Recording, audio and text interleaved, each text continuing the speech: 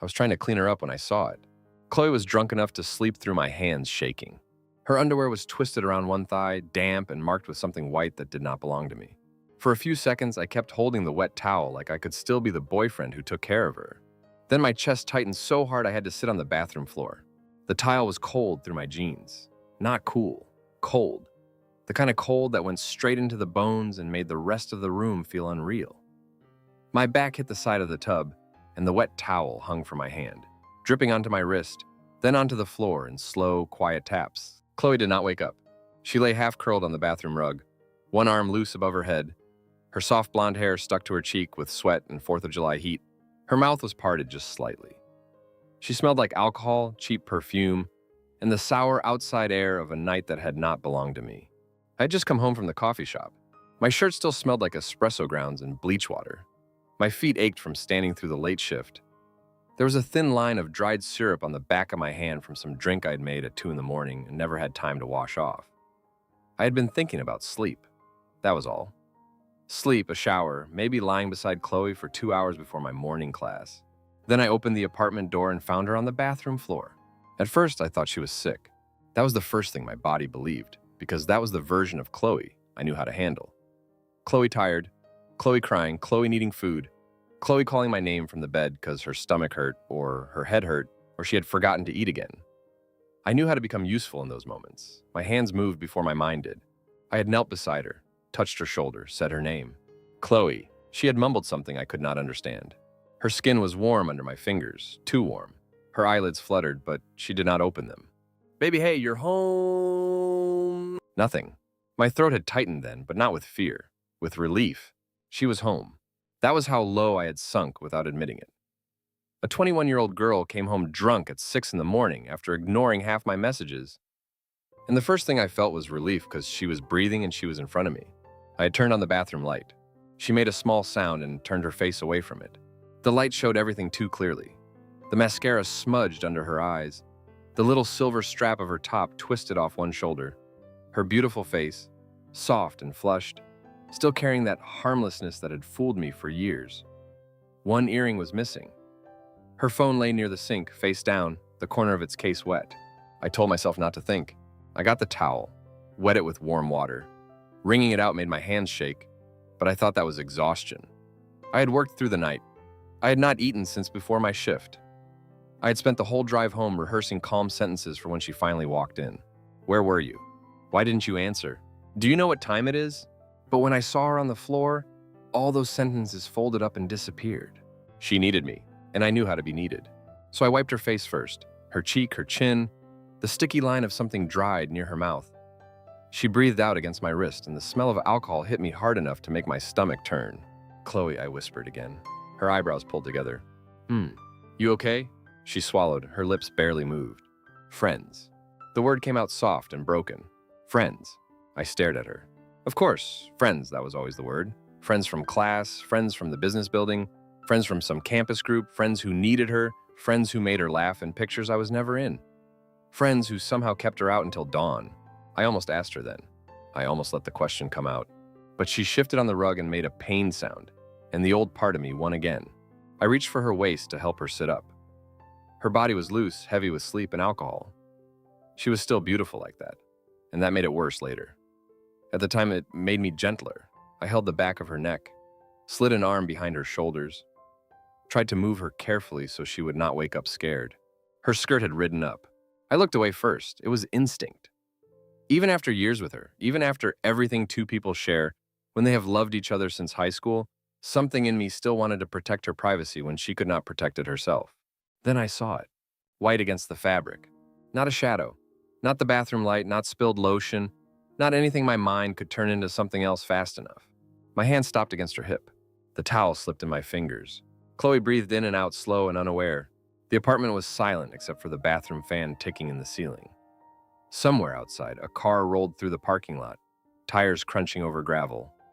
A firework went off far away, one late pop after the holiday had already ended. I could hear my own pulse. It was in my ears, my throat, my burned-out eyes. No. The word did not come out loud. No. I leaned closer before I wanted to. My body moved like it belonged to someone else. The mark was there, damp in places, drying in others. Too much of it. too real. A man knew. Even before he wanted to know, a man knew. Heat crawled up the back of my neck, then vanished so fast my skin went cold. My fingers tightened around the towel until water ran between them. I wanted to drop it. I wanted to cover her. I wanted to stand up and walk out of the apartment and keep walking until my legs failed. Instead, I sat down on the floor. Just sat. My knees bent wrong under me. My shoulder hit the tub. The towel dripped. Chloe's face turned slightly toward me, peaceful in the bright bathroom light. Her lashes cast small shadows under her eyes. She looked younger when she slept, almost like the girl from sophomore year who used to fall asleep over open textbooks with highlighter ink on her fingers. That memory hit me so suddenly I almost made a sound. Chloe at 16, sitting across from me in the school library, chewing the end of a pen while pretending she understood algebra. Chloe laughing under a broken umbrella. Chloe with wet hair plastered to her face the day my old car died, and we pushed it through rain because neither of us had money for a tow truck. Chloe saying my name like I was already part of her future. That girl and this girl were lying on top of each other in my mind, and I could not separate them. The one I loved. The one who came home like this. The one I had spent years protecting. The one whose underwear told me what her mouth had not. My stomach clenched. I pressed the back of my hand to my mouth. No sound came out at first. Then one did. Small, ugly, not a sob yet. More like my body had cracked somewhere, and air was leaking through it. Chloe moved. I froze. Her hand shifted across the rug, fingers brushing my knee. Her nails were painted pale pink. One nail had chipped at the corner. "Ethan," she murmured. My name in her mouth almost broke me. I did not answer. Her fingers curled lightly against my jeans, searching without knowing. Then she whispered, so faintly I almost missed it. "You always take care of me." The words entered me softly. They had always entered me softly. The first time she said them, we were 17. She had forgotten lunch money, and I bought her a sandwich with the last $5 in my wallet. She kissed my cheek outside the cafeteria and said it like a joke, like praise, like love. "You always take care of me." I had carried that sentence for years. I carried it when I changed schools for her. I carried it when I picked up night shifts. I carried it when I bought her dresses and takeout, and little things she said she did not need, but smiled at when I gave them to her. I carried it until it became less like a sentence and more like a job. Now she said it with another man's proof still on her body. My eyes burned. I wanted to shake her awake. I wanted to scream. I wanted to ask her who, how many times, how long. I wanted to ask whether she thought about me at all when she came home to the apartment I paid part of, to the bed I had made that morning before class, to the boyfriend who would still wet a towel and clean her face because he did not know how to stop loving her just because she had ruined him. But she was drunk, and if I woke her, she would cry or lie or not remember, or remember enough to make it worse. So I stayed on the floor. The bathroom light hummed. The towel stopped dripping. My hand cramped around it. After a while, my body started moving again without permission. I lifted the towel. Not to clean that part. I could not. I pulled her skirt down with 2 fingers, careful not to touch the stain, careful not to touch too much of her skin, as if my gentleness still mattered. Then I stood. My legs did not feel steady. I stepped over her phone near the sink, then stopped. The black case glistened with a smear of water. A tiny sticker on the back was peeling at one corner. She had bought that case at the student bookstore because she said the little stars on it were cute. I remembered handing my card to the cashier because she had forgotten hers in the apartment. My eyes moved from the phone to Chloe. She slept on the rug, breathing quietly. I stared at the phone again. There are lines a person thinks he will never cross until the person he loves pushes him so close that crossing them feels less like a choice than a fall. I had never gone through Chloe's phone. Not once. I knew her passcode because she had given it to me 100 times for harmless things.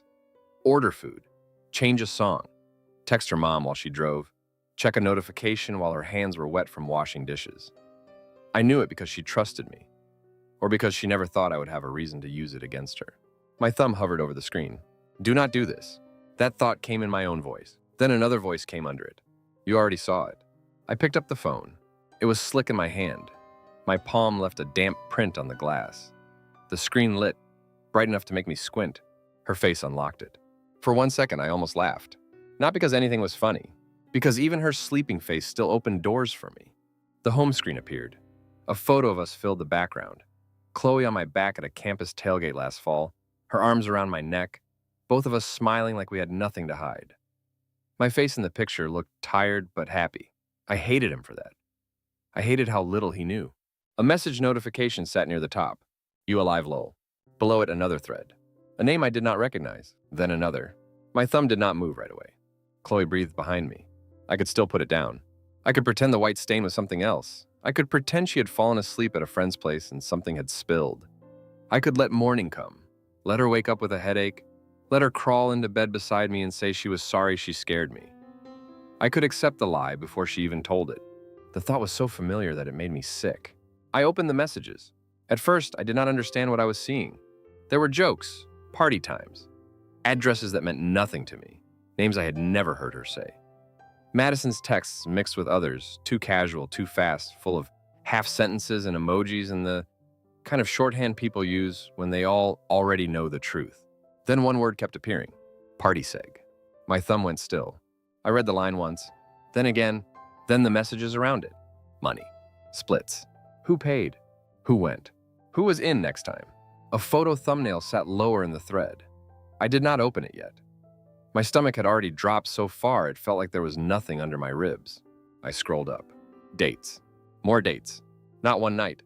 Not 4th of July only. Weeks. Months, maybe. I could not make the timeline settle. Every new message rearranged a memory in my head. A night she said she was studying. A weekend she said Madison needed her. A Friday she asked me for money because she wanted real food for once. A dress I bought because she said all her old clothes made her feel ugly.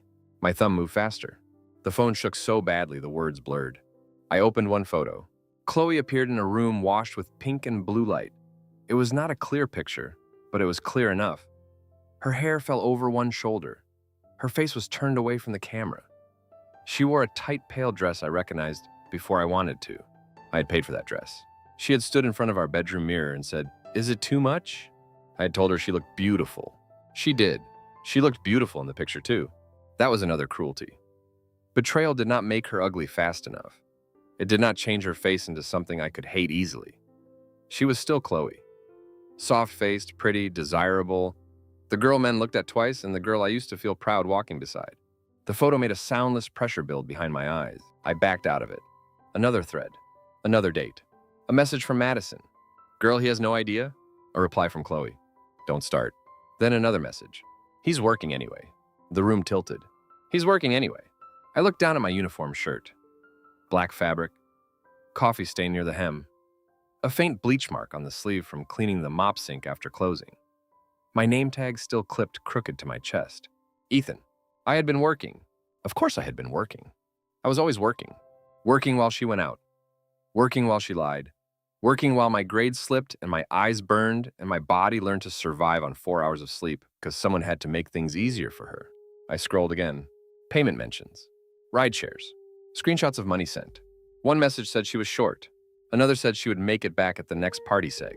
I pressed the phone against my thigh for a second and bent forward, trying to breathe.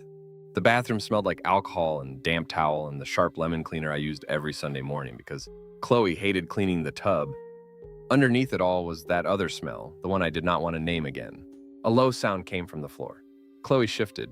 I turned. Her eyes were still closed. Her mouth moved as if she were trying to speak inside a dream. She looked fragile there. One hand near her face, the silver strap of her top twisted against her shoulder.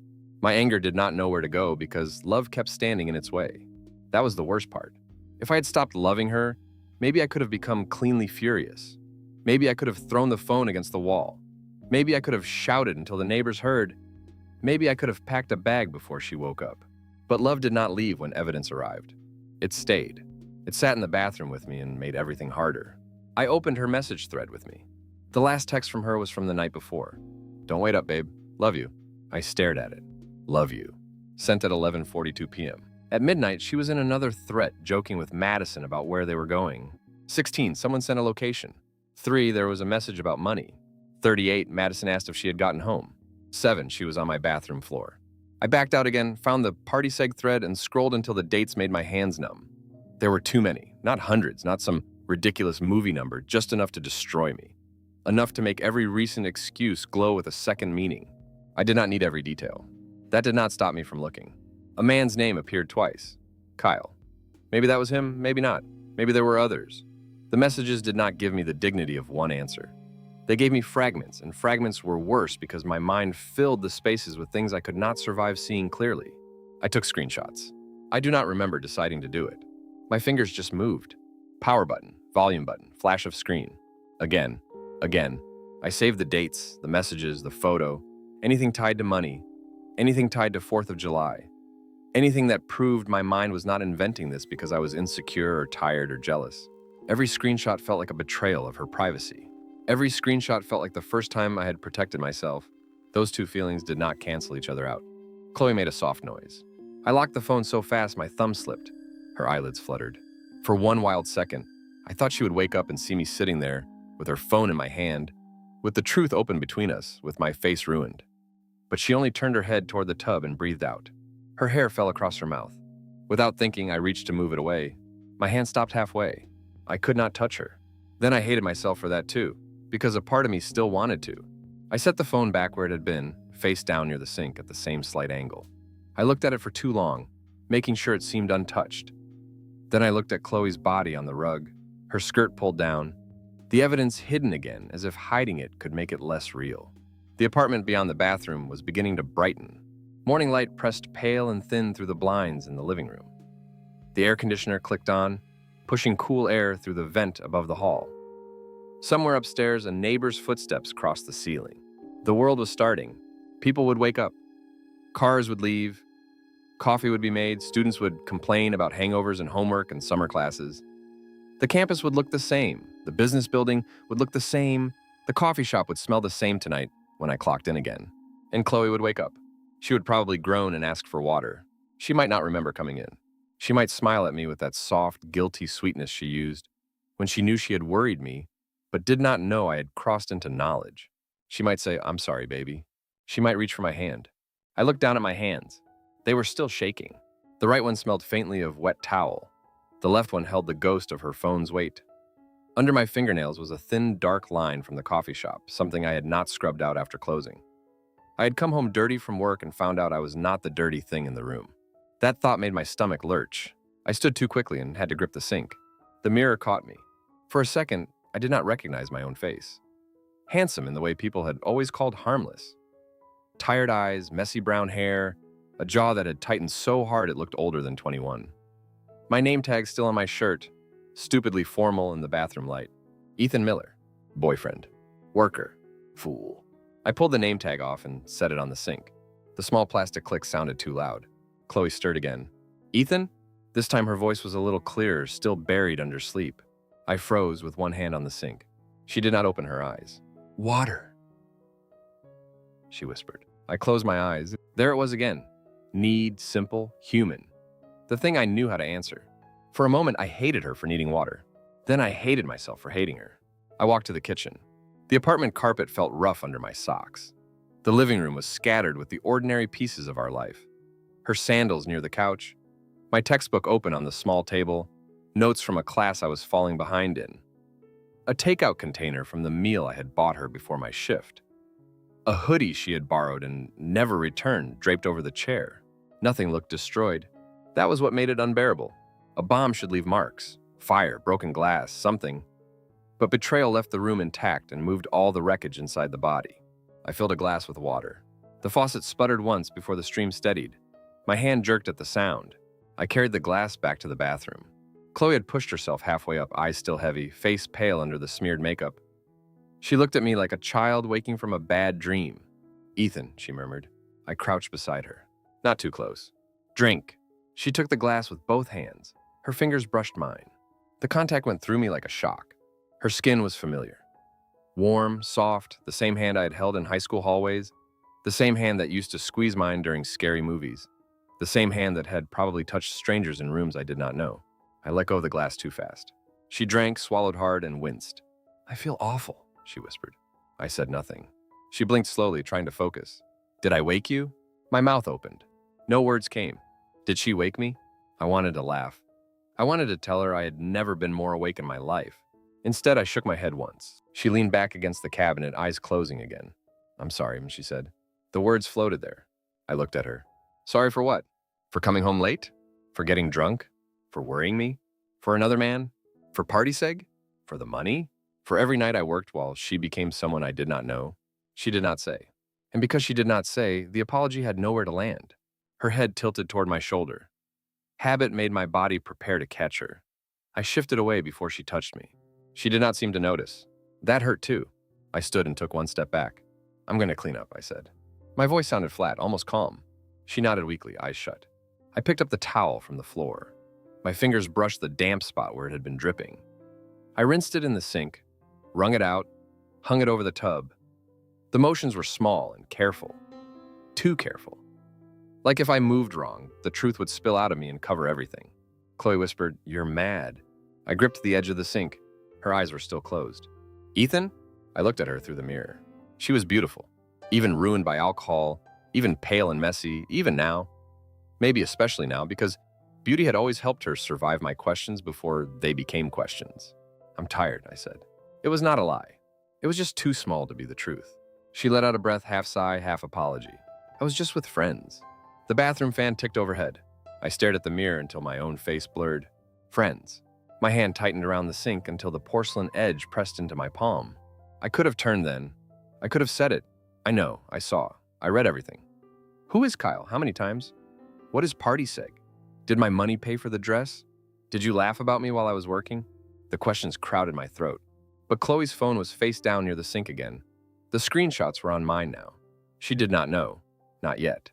If I spoke, she would take control of the shape of the truth before I understood it myself. If I stayed silent, I could find out how deep it went. That was the first cruel thought I allowed myself to keep. Not revenge. Not yet. Just knowledge. I picked up her phone and set it on the counter beside her, as if I had only moved it out of the water. "Go back to sleep," I said. She nodded barely. I helped her stand because she could not do it alone. My hands touched her shoulders through her top. I kept my grip light, practical, almost formal. She leaned into me anyway, her weight familiar against my side. The hallway to the bedroom felt longer than it was. She stumbled once. I caught her. Of course I caught her. Her hair brushed my jaw, and her body fit against mine in a way that made memory rise before disgust could stop it. Warmth. Skin. The soft little sound she made when she trusted my arms around her. Then the bathroom came back. The stain, the phone, the messages. My stomach tightened so hard I nearly let go. In the bedroom, I lowered her onto the mattress.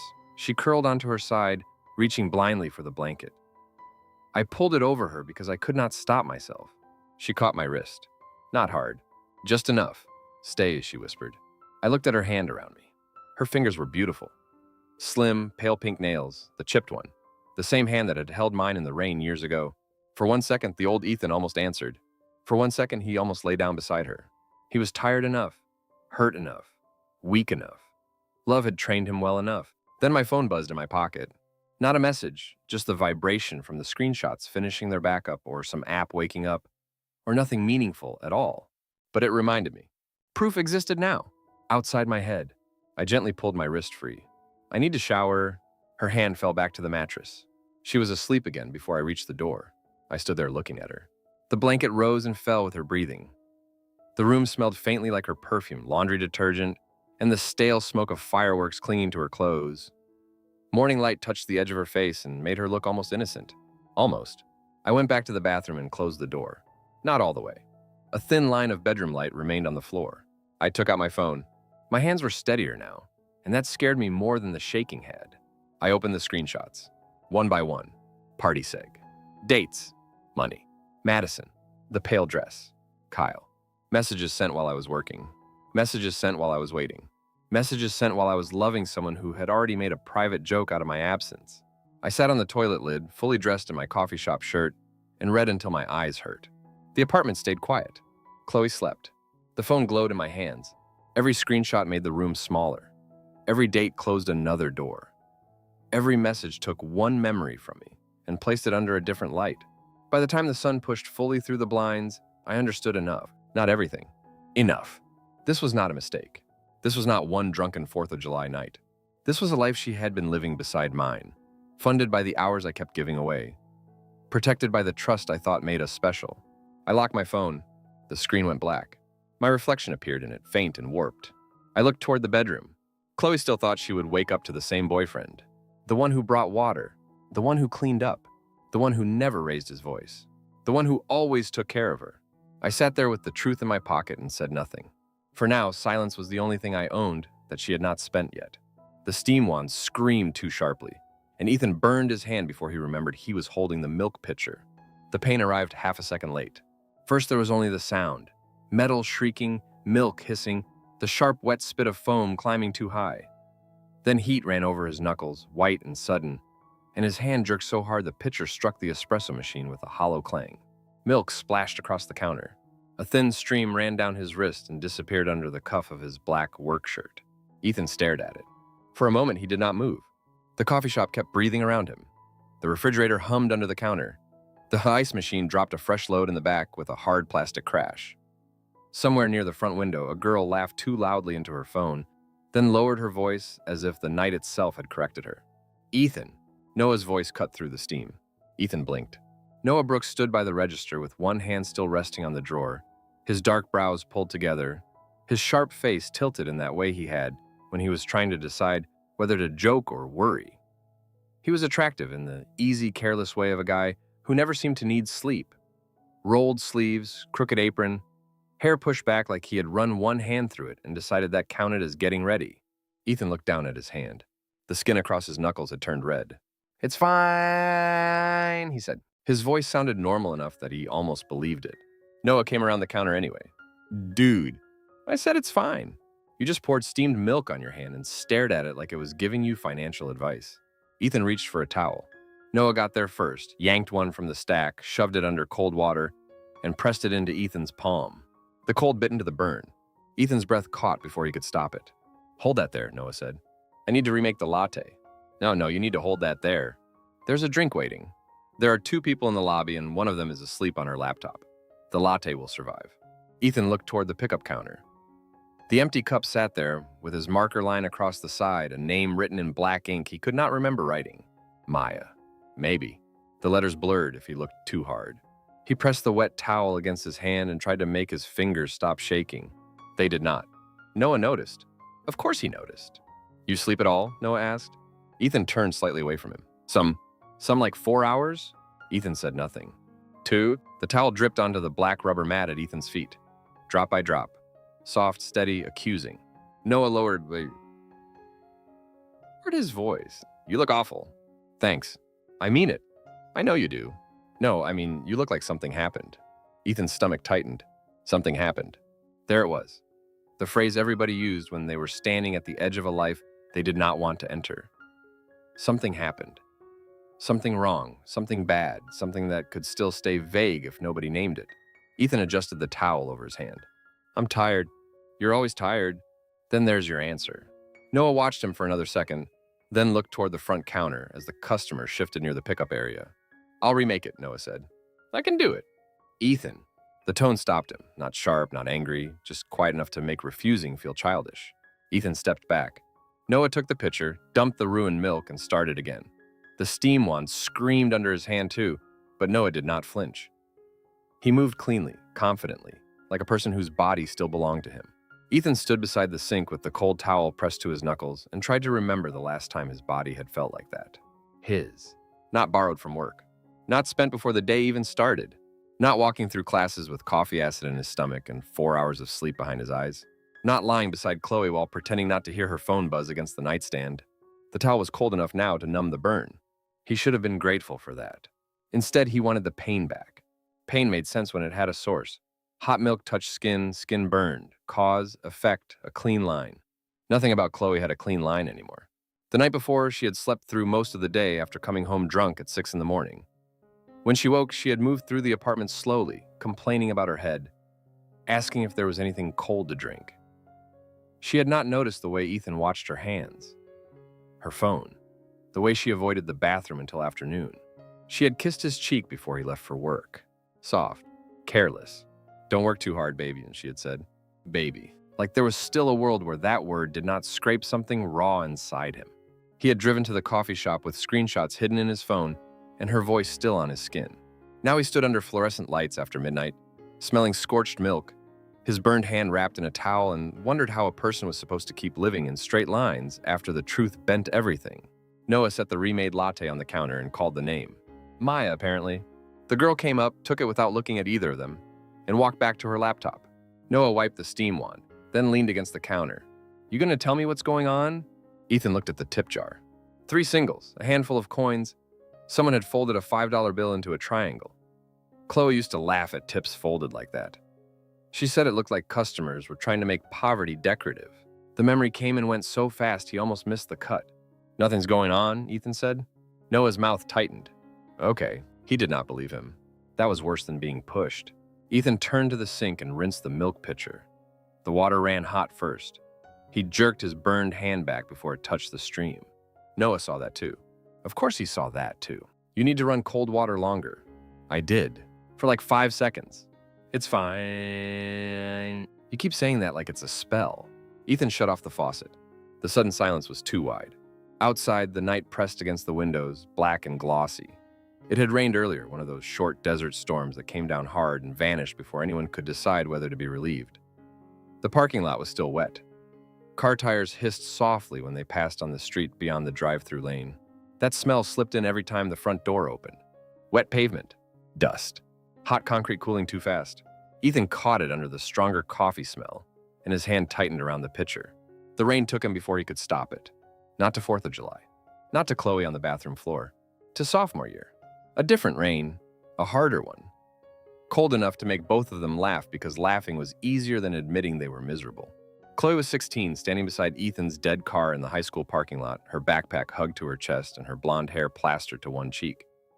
She was beautiful even then, but not polished, not careful. Her mascara had run under one eye, and she kept wiping it with the sleeve of her hoodie, making it worse every time. "This is your fault," she had said. "My fault?" Ethan had laughed. "I didn't ask the car to die. You said it was reliable." "I said it usually starts." "That is not the same thing." Rain hammered the hood of the car so loudly they had to raise their voices. Ethan remembered the cold water sliding down the back of his neck, remembered the smell of wet asphalt and cheap vinyl from the car seats, remembered Chloe looking at him, shivering and laughing, like being stranded with him was not the worst possible thing. They ended up pushing the car half a block before giving up. Then they walked. 2 miles. In the rain. Chloe complained almost the whole way. About her shoes, about her hair, about how her textbook was probably ruined. But every time Ethan apologized, she bumped his shoulder with hers and said, "Stop, I'm allowed to complain. I didn't say I was leaving you here." That sentence had stayed with him for years. I didn't say I was leaving you here. At 16, Ethan had heard it like a promise. At 21, standing in the coffee shop with burned skin and a secret in his pocket, he heard the same memory with something sour underneath it. He wondered if he had started building his whole life around sentences she had never meant to carry that much weight. Earth to Ethan. Noah snapped his fingers once, not close to Ethan's face, but close enough to pull him back. Ethan looked up. The coffee shop returned in pieces. The metal counter, the wet pitcher, the burned hand. Noah's worried eyes, the sleeping girl in the lobby, the hiss of tires outside. "You zoned out again," Noah said. "I'm fine." Noah gave him a look. Ethan almost laughed. The sound did not make it out. "What?" he asked. "You're not fine." Ethan picked up a clean rag and started wiping a spot on the counter that was already clean. Noah watched him do it. Did something happen with Chloe? The rag stopped. Ethan's body reacted before his face did. A small tightening in the shoulders. A breath held too long. The name had weight now. It landed differently in the room. Noah saw that. Ethan forced the rag to move again. "No, Ethan, we're good." "That's not what I asked." "I said we're good." Noah went quiet. The refrigerator hummed between them. Then Noah said softer, "Okay?" Ethan hated him a little for being kind enough to stop. He wiped the counter in a slow circle, then another. His burned hand throbbed under the towel. The pain had settled into a steady pulse that matched his heartbeat. Chloe had not always felt like a wound. That was the problem. If she had been cruel from the beginning, he could have hated her with less shame. But the girl in his memory had been soft-faced and bright-eyed and nervous before tests. She had fallen asleep during study sessions with her cheek on her notebook. She had cried when she got rejected from a scholarship, and then laughed through tears because Ethan brought her fries from the only place still open. She had held his hand in hospital waiting rooms, school hallways, cheap movie theaters, and once under a cafeteria table because her friends were teasing her and she pretended she did not like it. She had been real. That was what kept ruining him. Not the possibility that everything had been fake, the certainty that some of it had been real. The bell above the door chimed. A pair of students came in, damp from the parking lot, smelling like rain and weed and cheap body spray. Noah went to the register. Ethan took his place at the espresso machine again, because work did not pause for grief. Orders came in, 2 iced vanilla lattes, 1 hot chai. One black coffee. Ethan moved carefully now, too carefully. Every motion felt watched, even when no one was watching. Scoop, tamp, lock, pull, steam, pour, lid, sleeve, name. His hand hurt when he gripped the pitcher. Good. Let it hurt. The pain kept him from thinking too far ahead. But between drinks, his phone vibrated in his pocket. Once. Then again, he knew it was Chloe before he looked. That knowledge made him feel pathetic. His body still recognized her arrival like good news. He slipped the phone out with his unburned hand and turned slightly away from Noah. Hey, baby. A second message followed. Are you still at work? I miss you. Ethan stared at the screen. 3 messages. No guilt. No fear. No sign that she knew his whole life had split open while she slept beside it. His thumb hovered over the keyboard. He could type yes. He could type busy. He could type I know. Instead, he looked at the words until the letters began to lose shape. I miss you. The line pressed against the old bruise. He pictured her in the apartment, hair still messy from sleep, wearing one of his shirts maybe, curled under the blanket like the world had only been unkind to her. She was good at looking innocent without trying. That was part of her beauty. Soft mouth, wide eyes, the kind of face that made strangers hold doors longer than they needed to. Ethan had loved that face before he knew what it could hide. Another message appeared. Can you send me a little? Just food and maybe this dress Madison wants me to wear Friday. I'll pay you back. The noise of the shop fell away. Not disappeared, fell away. Like every sound had been pushed to the other side of glass. Noah was talking to a customer. The espresso machine hissed. Ice rattled in a plastic cup. Somewhere behind Ethan, the printer spat out another order sticker. But inside his body, everything went still. Food, address, Madison, Friday. Ethan's thumb moved before his mind caught up. He opened the payment app. It loaded to the familiar screen with Chloe's name and her small profile photo. A picture from last spring, taken near campus. Her cheek pressed against his, her smile, bright enough to make him look happy by reflection. Amount. The cursor blinked. Waiting. He had done this so many times that the app felt like muscle memory. $20 when she said she forgot to eat. $40 when she said groceries were too expensive. $75 when she saw something pretty and said, never mind, she did not need it. In that careful little voice that always made him want to prove she deserved nice things. Ethan's burned hand pulsed under the towel. He should have closed the app. Instead, he stared at the blank amount and felt the old machine inside him begin to work. If he sent 30, she could eat. If he sent 60, she could get the dress too. If he sent nothing, she would ask what was wrong. If she asked what was wrong, he would have to either lie or start the war. His throat tightened. The war. That was how his body thought of it. Not a conversation, not a breakup, a war. Because Chloe would cry. Chloe would say he scared her. Chloe would say he went through her phone. Chloe would say he did not trust her. Chloe would say it was complicated, that she was drunk, that he did not understand, that he had been distant too, that she felt alone, that Madison made it sound normal, that money was hard, that she never meant to hurt him. He had already heard the argument in his head 100 times, though she had not said a word yet. He closed the payment app, then opened it again. His breath came shallow. Noah appeared beside him with a tray of cups. You good? Ethan locked his phone so fast it nearly slipped. Yeah. Noah looked at the phone, then at Ethan's face. You sure? Order up? Noah did not answer for a second. Then he set the cups down. Yeah, 2 iced vanilla, 1 chai. Ethan nodded and reached for the first cup. The shift dragged. Every minute had weight. At 1:30, the lobby emptied. At 1:40, Noah took the trash out through the back door, and wet air rushed in behind him when he returned. Rain smell clung to his shirt. It filled the narrow back counter space, mixing with coffee grounds and floor cleaner. Ethan closed his eyes. Sophomore year again. Chloe in the rain. Chloe shivering. Chloe laughing. Chloe saying she was not leaving him there. Then the memory changed. Not because the past changed, because the present interrupted it. His phone was in his hand again. He had opened the hidden folder without remembering when he chose to. Screenshots filled the screen. Blue-white light spilled over his fingers. The burned skin across his knuckles looked raw in it. He scrolled past the messages from 4th of July, past Madison's name, past the money talk, past a blurred photo of a room lit in pink. Then he stopped. The dress, pale blue, thin straps, fitted close to Chloe's body in the screenshot, the fabric catching colored party light.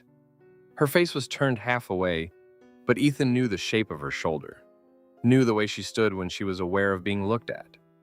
One hip slightly tilted, chin soft, hair falling where she wanted it to fall, even when she pretended not to care. The dress had looked different in the apartment mirror.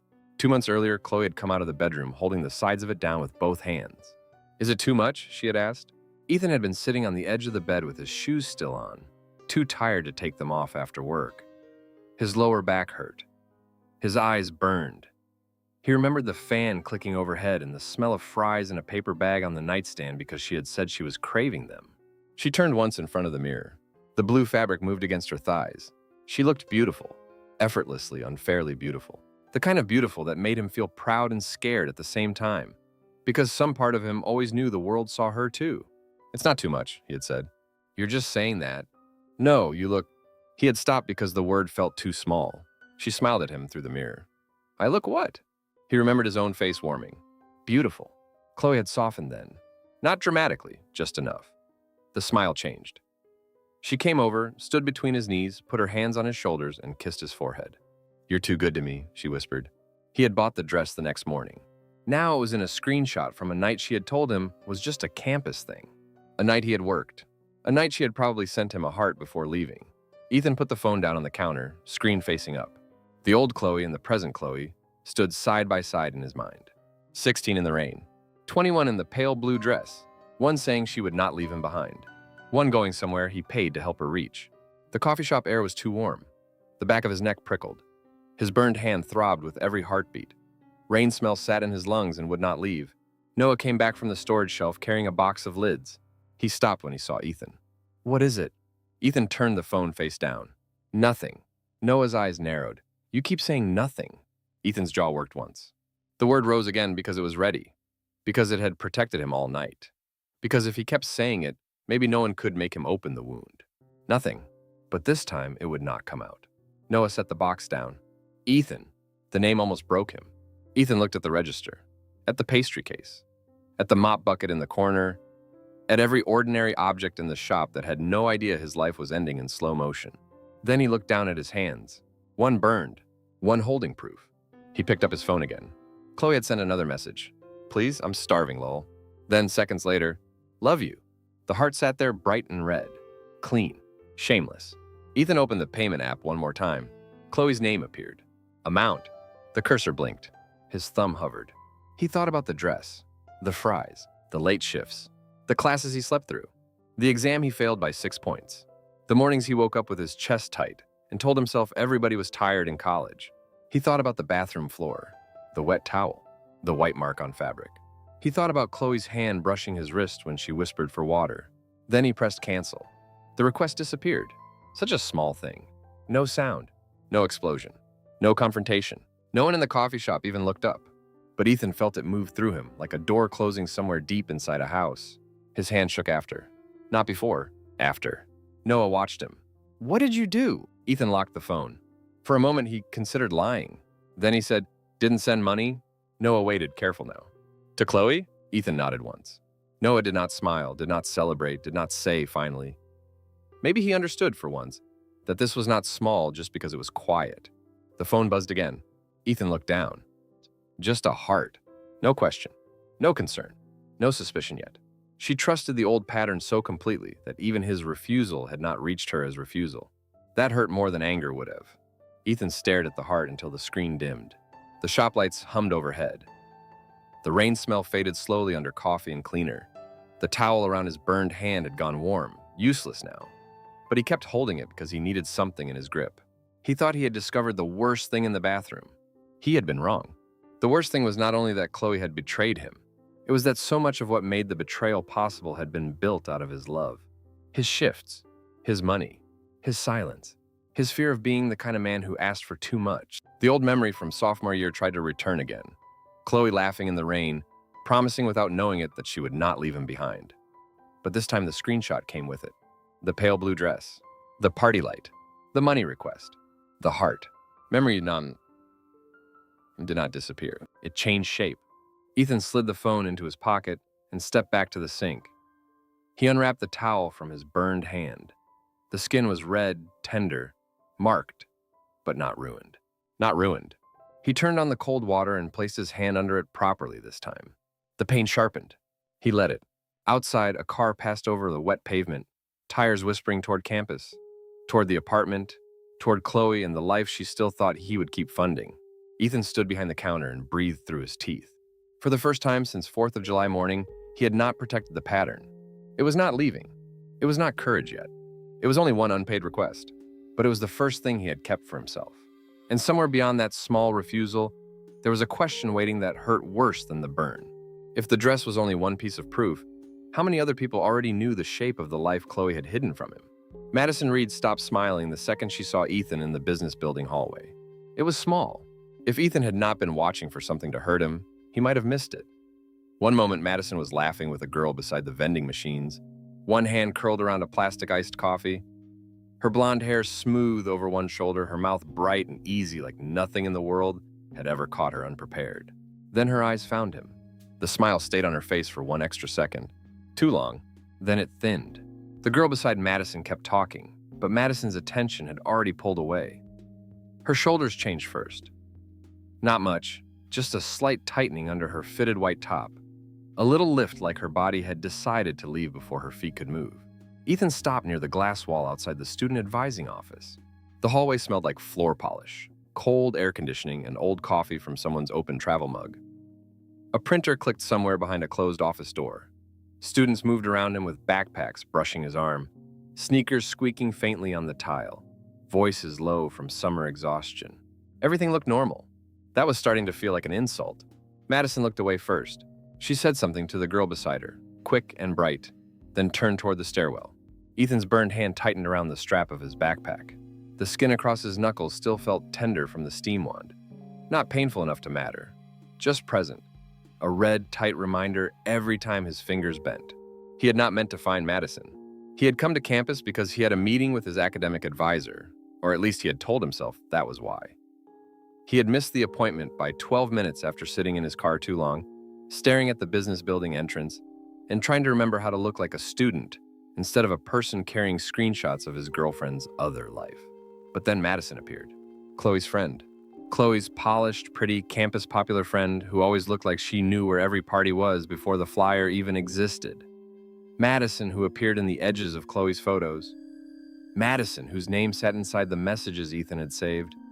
Madison, who had texted Chloe after 4th of July like she was checking whether a roommate got home safe after a normal night out. You alive, lol. Ethan could still see the words. He could also still see the other ones. Girl, he has no idea? His stomach tightened. Madison reached the stairwell door. Ethan moved. Not fast. Fast would look desperate. Fast would look like the version Chloe might already be telling people. So he walked with his backpack on one shoulder and his burned hand curled loosely at his side, trying to make his body look calm while his pulse beat hard under his jaw. Madison. She stopped with her hand on the door handle. For a second, she did not turn around. Then she did, and the smile came back. Too polished now. Hey, she said. Ethan, right? Right. As if she had not spent years knowing exactly who he was. As if he were not Chloe's boyfriend. As if he were only a guy attached vaguely to someone she knew. Yeah. Her eyes flicked once over his face, down to his hand, back up. You okay? The question was light, but the space under it was not. Ethan felt the hallway stretch around them. Students passed too close. A guy with earbuds bumped his shoulder and mumbled sorry without looking back. Madison shifted half a step toward the stairwell door. Ethan said, "Can I ask you something?" Madison's fingers tightened on her cup. "I'm actually late." "It's quick." I have class. "It's summer." "I have a thing." He looked at her. Madison looked back. The air between them changed. She gave a small laugh, but there was no warmth in it. "What's up?" Ethan's mouth had gone dry. He had imagined this differently. In his head, he had been colder, sharper. He asked questions with the calm precision of someone who already knew the answers. Madison slipped. He caught the truth. He walked away with dignity. But standing in front of her now, he could feel sweat gather under the collar of his shirt. He could feel the ugly fear of sounding jealous, controlling, pathetic. The kind of boyfriend people warned girls about. He kept his voice low. "Were you with Chloe on 4th of July?" Madison blinked. That was the answer before her words arrived. She looked down the hallway, then back at him. "Yeah, for a little bit." "For a little bit?" "Yeah." "What does that mean?" "It means for a little bit." He nodded once. The stairwell door clicked faintly under her hand as someone pushed it open from the other side. A student came out, glanced at them, then moved around Madison. She stepped aside but did not leave. That told Ethan something too. If she were only annoyed, she would have walked away. She was afraid of choosing the wrong sentence. She came home at 6, Ethan said. Madison's face changed again. This time she did not catch it fast enough. The polished look slipped, and underneath it was something sharper. Not surprise, not exactly. Recognition. She told you that? Madison asked. Ethan went still. The hallway noise dulled. He had not said Chloe told him anything. Madison realized it at the same time he did. Her lips parted, then closed. Ethan's burned hand gave one hard pulse. No, he said, she didn't. Madison looked away. There it was. A door opening half an inch. Not enough to see the room. Enough to know there was a room. I don't want to get in the middle of anything, Madison said. You already are. No, I'm really not. You were with her. For part of the night. Where? She gave him a look then, quick and irritated. Ethan, I don't think I'm the person you should be asking. Who should I ask? Chloe. The name landed with too much force. Ethan almost laughed, but the sound stayed trapped behind his teeth. Chloe, of course. Ask Chloe, who had slept on the bathroom floor with another man's proof on her body and told him she had been with friends. Ask Chloe, whose phone had answered before her mouth did. Ask Chloe, who had texted love you like nothing in the world had changed. Ethan shifted his backpack higher on his shoulder. I did ask her where she was. Madison's eyes came back to his. And? She said friends. A flush moved up Madison's neck, faint but there. Then maybe you should leave it there. The words were careful. Too careful. Ethan felt something cold settle behind his ribs. Why? Madison looked past him again. Because this is between you two. Then why do you look scared? Her eyes snapped to his. I'm not scared. You stopped smiling when you saw me. That's just my face. No, it isn't. For 1 second, the polished Madison disappeared. The girl underneath looked tired and annoyed and cornered. Still beautiful, but less untouchable. Her mouth tightened. You know, Chloe said you've been acting weird. The sentence hit exactly where it was meant to. Ethan did not move, but inside him something flinched. There it was. Chloe's voice reaching the room before him. Not directly, not honestly. Through Madison. Through the friend group. Through little sentences placed where they could grow without looking planted. Acting weird. Not hurt. Not betrayed. Not working nights, failing classes, shaking at espresso machines. Weird. Ethan could feel the hallway watching even though nobody was watching. He could feel himself becoming a shape in someone else's story. What did she say? He asked. Madison folded her arms, cup tucked against her elbow. Condensation dripped down the plastic and onto her wrist. She did not wipe it away. I don't know, just that you've been quiet, checking on her, asking things. I haven't asked her anything. Madison's face showed him the mistake. Only for a second, but he saw it. So she told you I was asking things before I asked her. Madison looked away. Ethan let out a breath through his nose. The air tasted like old coffee and metal. Madison, I said I don't want to be involved. You already know more than me. She laughed once, sharp and uncomfortable. I seriously doubt that. That cut deeper than it should have. Not because it was cruel, because it sounded careless. Like the truth had become so obvious in Madison's world that Ethan's ignorance was almost embarrassing. He stepped slightly closer, not enough to threaten, only enough that she could not pretend the conversation had ended. What happened that night? Madison looked at him for a long second. Her eyes were pretty, clear blue, steady when she wanted them to be. She had the kind of face that had probably gotten her out of trouble before trouble could become official. Ethan wondered if Chloe had learned from her or if they had simply recognized each other. Finally, Madison said, people went out. What people? Friends. That word is getting old. Her jaw flexed. It was a party thing. Partysegg? Madison went pale so fast Ethan felt the answer before she spoke. The hallway tilted around that silence. Somewhere behind him, a vending machine dropped a bottle with a heavy thunk. Someone laughed near the elevator. A door opened, then closed. Ordinary sounds. Ordinary campus. Madison stared at him. How do you know about that? Ethan's throat tightened. Not from surprise. From confirmation. He had wanted an outside answer, and now he had one. But getting what he wanted did not feel like relief. It felt like stepping barefoot onto glass and being grateful because at least the pain proved there was a floor. She came home with proof, he said. The words were too close to the body, too close to the bathroom. He regretted them as soon as they left his mouth. Madison's face changed again. This time pity crossed it. Soft, brief, unwanted. Ethan hated that more than the fear. He looked away first. His eyes landed on a flyer taped crooked to the wall. Student networking night. Build your future with confidence. Someone had written a phone number across the bottom and then crossed it out. Build your future. His backpack felt too heavy. Madison spoke more quietly. Ethan, I really think you should talk to Chloe. You keep saying that. Because I don't know what she told you. She told me friends. Madison pressed her lips together. And you know that's not the whole thing, Ethan said. Madison's phone buzzed in her hand. She looked down. A text lit the screen. Ethan could not read the full message, but he saw the name before Madison turned the phone inward. Chloe. His body went still. Madison read it fast, too fast. Her thumb moved, then stopped. Ethan watched her face. What did she say? Madison locked the phone. Nothing. He almost smiled. Almost. You're bad at this. At what? Pretending nothing is happening. Madison's eyes hardened. You need to be careful. The sentence sat between them. Not advice. Warning. Ethan felt the shape of it. Careful how? Madison shifted again. She's upset. She's upset. She said you've been cold. That you're making her feel like she can't breathe. A sound came out of Ethan before he could stop it. Small, empty, not a laugh. Madison looked uncomfortable. She said that?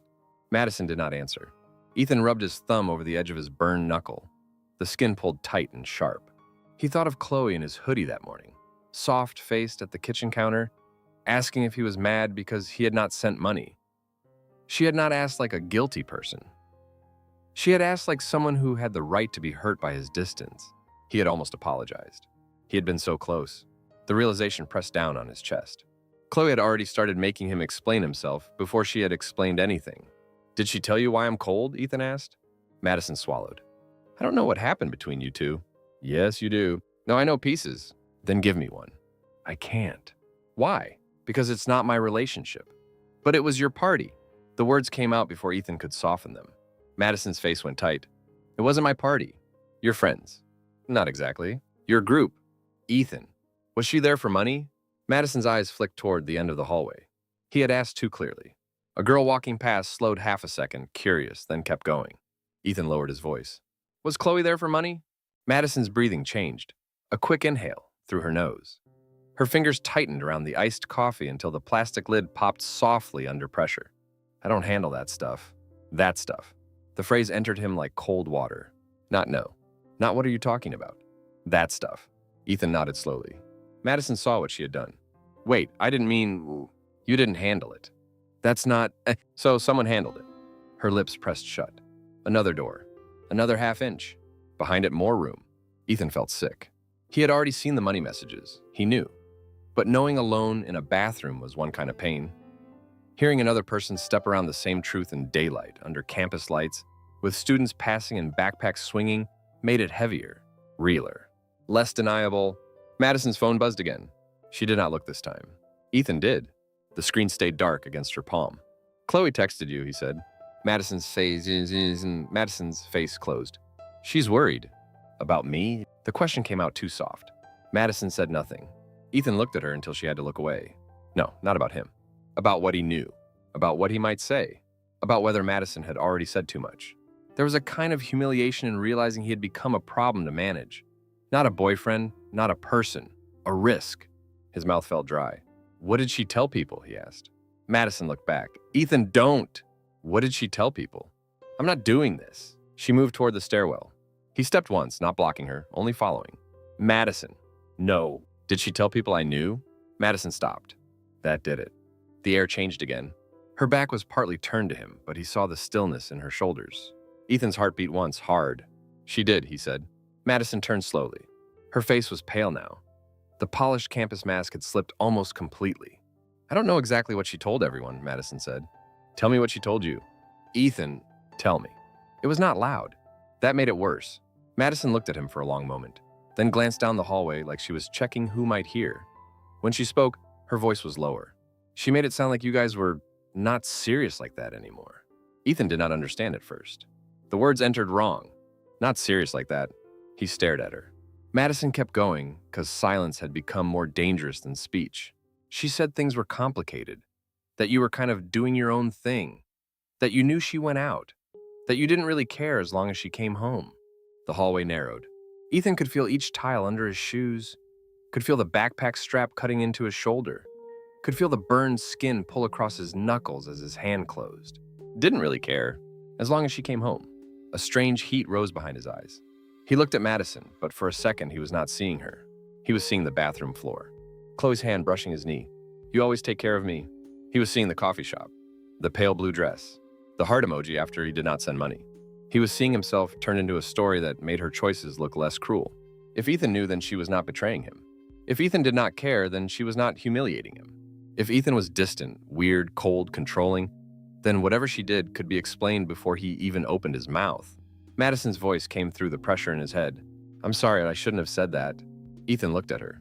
The apology felt small, not because Madison owed him everything. She did not. Not because she had been the one in his bed or on his bathroom floor. She had not. But she was standing in a hallway apologizing for saying the truth too clearly, not for helping bury it. How many people heard that version, he asked. Madison's eyes shone with panic now, but not tears. Madison did not look like a girl who cried easily in public. "I don't know." "How many?" "I don't know, Ethan." "But enough." She did not answer. Enough. The word filled itself. Enough for Madison to stop smiling. Enough for Chloe to text while the conversation was still happening. Enough for Ethan to realize his private relationship had been turned into a public arrangement he had never agreed to. His phone vibrated in his pocket. He did not want to look. It vibrated again. Madison looked at the pocket. He took the phone out. "Chloe, of course. Why are you talking to Madison?" Then, before he could breathe, "Ethan, this is really not okay. You're scaring me." The words sat there, bright and clean. "You're scaring me." Madison saw his face. What did she say? Ethan almost turned the phone toward her. He did not. Instead, he locked it. His hand was steady now. That scared him a little. "She says I'm scaring her." Madison closed her eyes briefly. There was guilt on her face. Real guilt, maybe. But not enough to undo anything. Ethan slid the phone back into his pocket. "Did you tell her?" I asked. Madison opened her eyes. "I didn't know what else to do." That answer should have made him angrier. Instead, it made him tired in a way sleep could not touch. Of course she told Chloe. Everyone moved toward Chloe first. Even the truth. Ethan nodded. Madison took a breath. "Listen, I don't know what you saw, and I don't want to know. But if you're going to confront her, don't do it like this. Not in public, not through me. I didn't want public." His voice came out rough. Madison looked at him. For the first time, she seemed to actually hear him. "I didn't," he said again. The hallway noise swelled and softened around them. A group of students passed, laughing about a quiz. Someone's backpack zipper scraped against the wall. The air conditioning pushed cold air down the back of Ethan's neck. He looked around. At the vending machines, at the bulletin board, at the glass office wall, at Madison standing in front of him with Chloe's secrets in her mouth and Chloe's text messages in her phone. Private. He had thought pain could stay private if he was quiet enough. But silence had not protected him. It had only left the story open for Chloe to fill. Madison shifted her cup to her other hand. The ice inside had melted enough that the drink was watery at the top. "She's not a monster," Madison said quietly. The sentence landed badly. Ethan looked at her. Madison immediately seemed to regret it, but she kept going. "I mean, she's messed up, I know that. But she was stressed. Money was bad. She felt like she was drowning, and those people made it seem easy and—" "Stop." Madison stopped.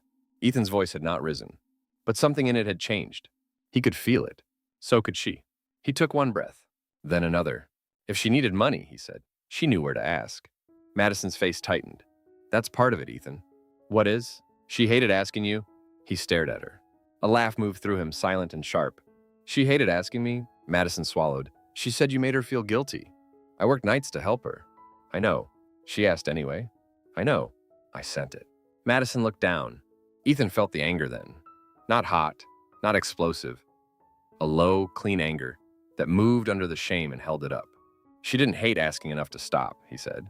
Madison had no answer. Good. For once, no one had an answer ready. The stairwell door opened again. Two students came out, arguing about a group project. Their voices filled the space, then faded down the hallway. Madison glanced after them, then back at Ethan. "You should go," she said. "Probably. She's going to be upset."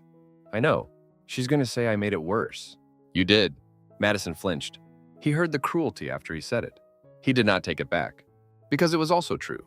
Madison nodded once, small and stiff. "I'm sorry," she said again. This time Ethan believed she meant it more.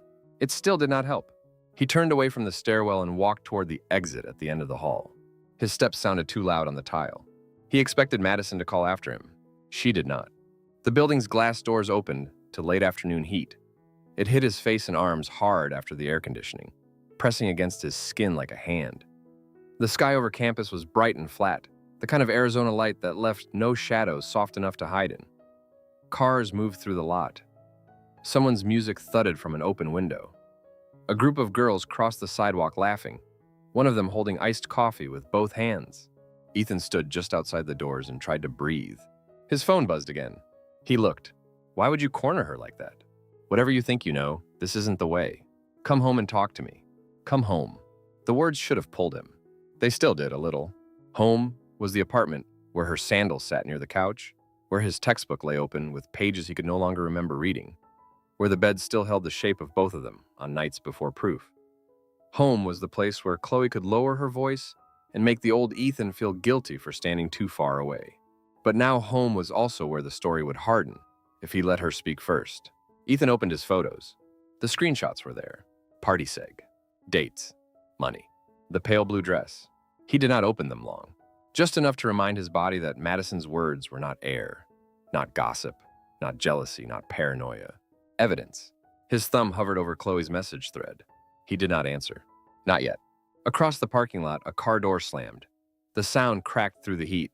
Ethan looked back at the business building. Behind the glass, Madison had not followed him.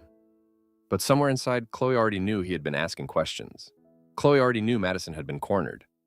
Chloe already had fear, anger, and a version of events ready to send back at him. That was the new pressure. Not just what Chloe had done, what she would make his knowing mean. Ethan slid the phone into his pocket. His burned hand throbbed once under the sun. For the first time, the shame was not only in his chest.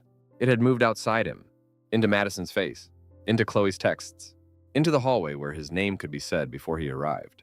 He walked toward his car without answering Chloe. Each step felt like a small refusal, but the silence no longer felt like hiding. It felt like the last few seconds before a door opened and the fight inside finally saw him standing there. Chloe was wearing Ethan's hoodie when he came in, and for one dangerous second, she looked like the girl he still wanted to forgive. She sat curled on the end of the couch with her knees tucked under her, sleeves pulled over her hands, the hood bunched soft around her neck. The apartment was dim except for the small lamp near the window. Its yellow light touched her face gently, smoothing the tiredness under her eyes, making her look smaller than she was. Ethan stopped just inside the door. The smell of her shampoo reached him first. Clean, sweet, familiar. It did something cruel to his body. Before he remembered Madison in the business building hallway, before he remembered Chloe's texts asking why he was scaring people, before the screenshots rose up in his mind, his chest loosened the way it always had when he came home and found her waiting. Then the rest of it arrived. 4th of July. The bathroom tile. The wet towel. The pale blue dress in the screenshot. Madison's voice saying, Chloe made it sound like you didn't really care as long as she came home. Ethan closed the door behind him. The click sounded too final. Chloe looked up.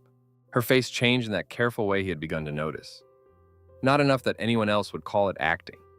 Just a soft widening of the eyes, a small tremble at the mouth, a deliberate stillness, like she was afraid one wrong move would make him harder. Ethan, she said. His name sounded fragile in her mouth. He kept his hand on the doorknob for 1 second longer than he needed to. The apartment was the same as it had been that morning. Her sandals near the couch, his business textbook open on the small table, a pen resting in the crease like he had only stepped away from a life he still recognized. 2 empty water bottles beside the lamp. The hoodie on Chloe's body. His hoodie, washed soft from years of use. Dark gray, frayed slightly at one cuff. She had stolen it their freshman year, claiming it smelled like him and that he looked too good in it anyway, which made no sense but had made him laugh. Now it hung on her like evidence of intimacy, like proof she still had access to him. Where were you? She asked. Ethan looked at her. The question was so backwards that for a second he could not answer. Campus. I know that. Her voice stayed soft. Madison texted me. Of course she had. Chloe's bare foot shifted against the couch cushion. Her toenails were painted pale pink, the same color as the chipped nail he remembered from the bathroom floor.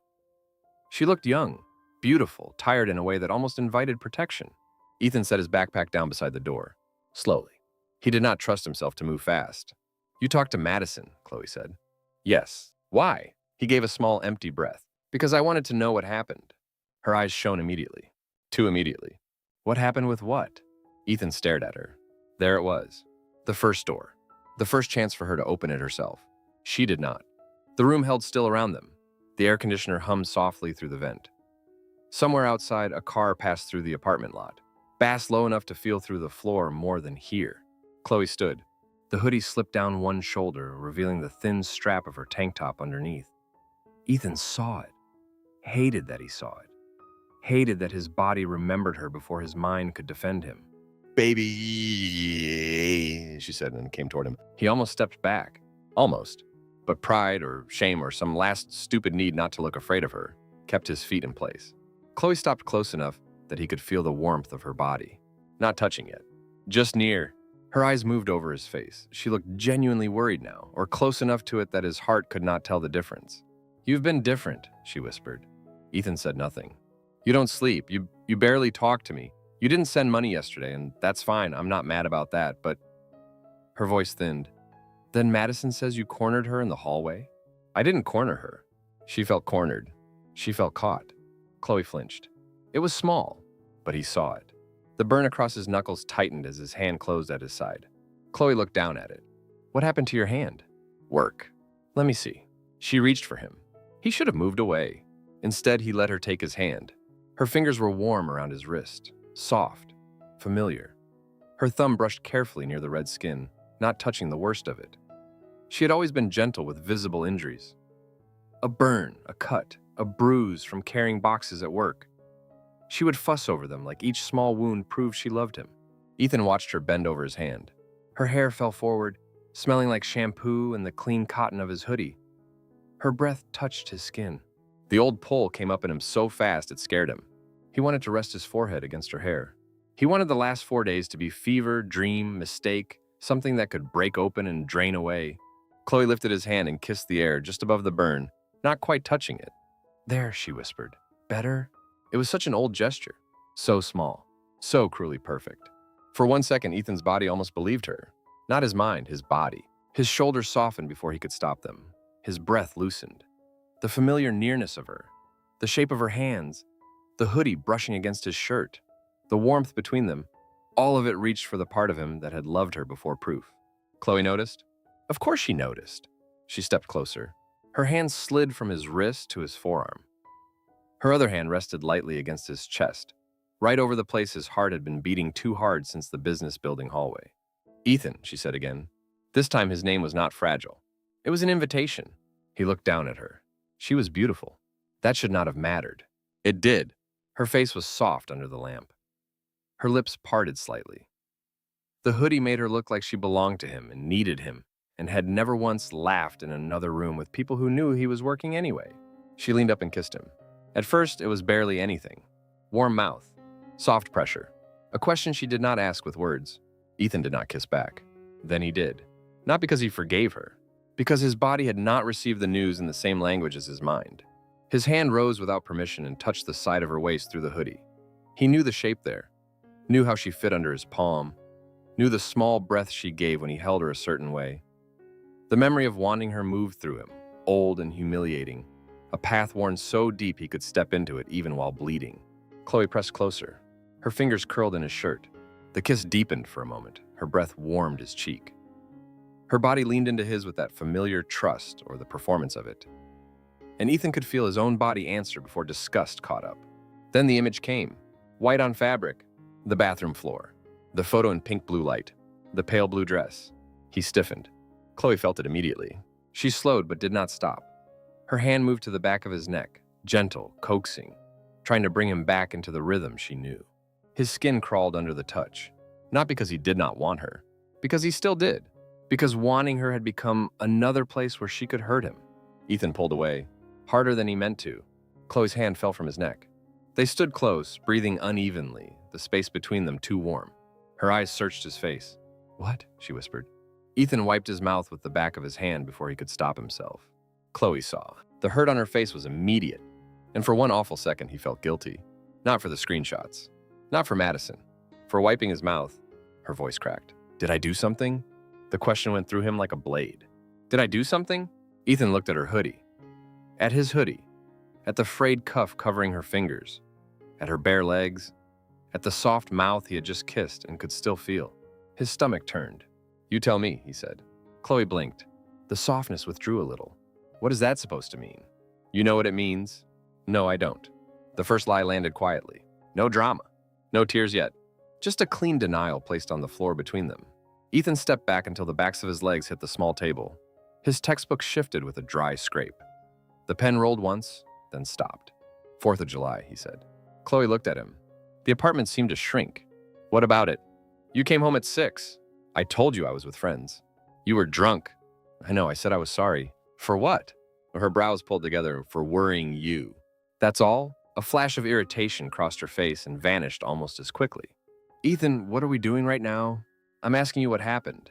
And I'm telling you, I was with friends. I drank too much. I came home. That's what happened. Her voice was steadier now. He could see her arranging herself. Soft enough to be wounded, firm enough to sound reasonable. He had watched her do it with professors, landlords, her mother, customer service calls, anyone who might make her answer for something.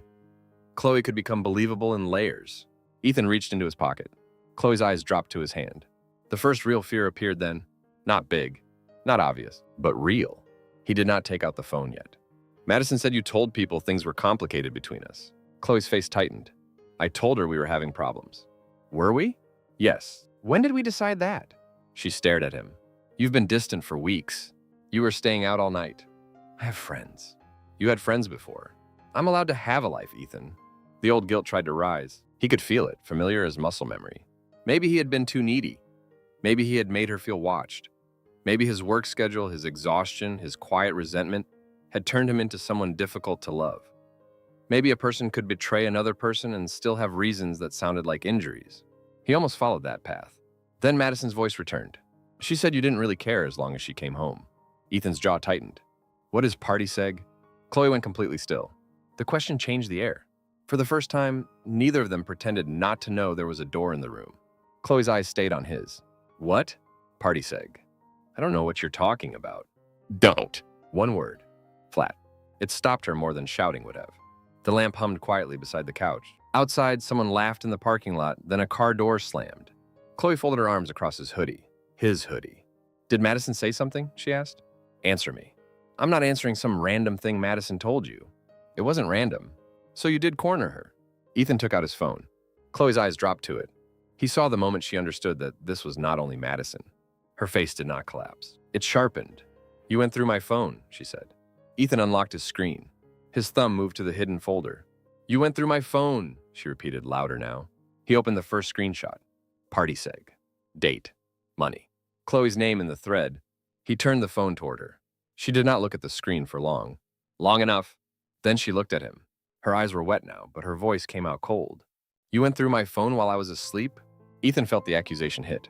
He had expected it. It still landed. Yes. Chloe inhaled sharply. Are you serious? You came home at 6 in the morning. So that gives you the right to violate my privacy? He laughed then. Once. It sounded wrong in the room. Privacy? Her face flushed. Yes, privacy. That's still a thing, Ethan. He swiped to the next screenshot. A money message. A date. Madison's name. Chloe looked away. You don't understand what that was. Then explain it. I shouldn't have to explain things you stole from my phone. Explain it. Explain it. Her mouth trembled. The tears came more fully now. They stood in her eyes without falling yet, making her look wounded and beautiful and young. Ethan hated how convincing she still was. It wasn't like what you think, she said. What do I think? You think I just... She shook her head. You think I wanted to hurt you. Did you? No. Did you sleep with someone else? Her lips parted. No sound came. The silence answered before she did. Ethan's fingers tightened around the phone. Did you? Chloe looked down. A tear fell onto the front of his hoodie. His hoodie absorbed it like it belonged there. It was complicated, she whispered. The words did not shock him. That was almost worse. He felt them settle into the exact place he had expected them to land. Complicated. I'm sorry. Complicated. Ethan nodded once, slowly.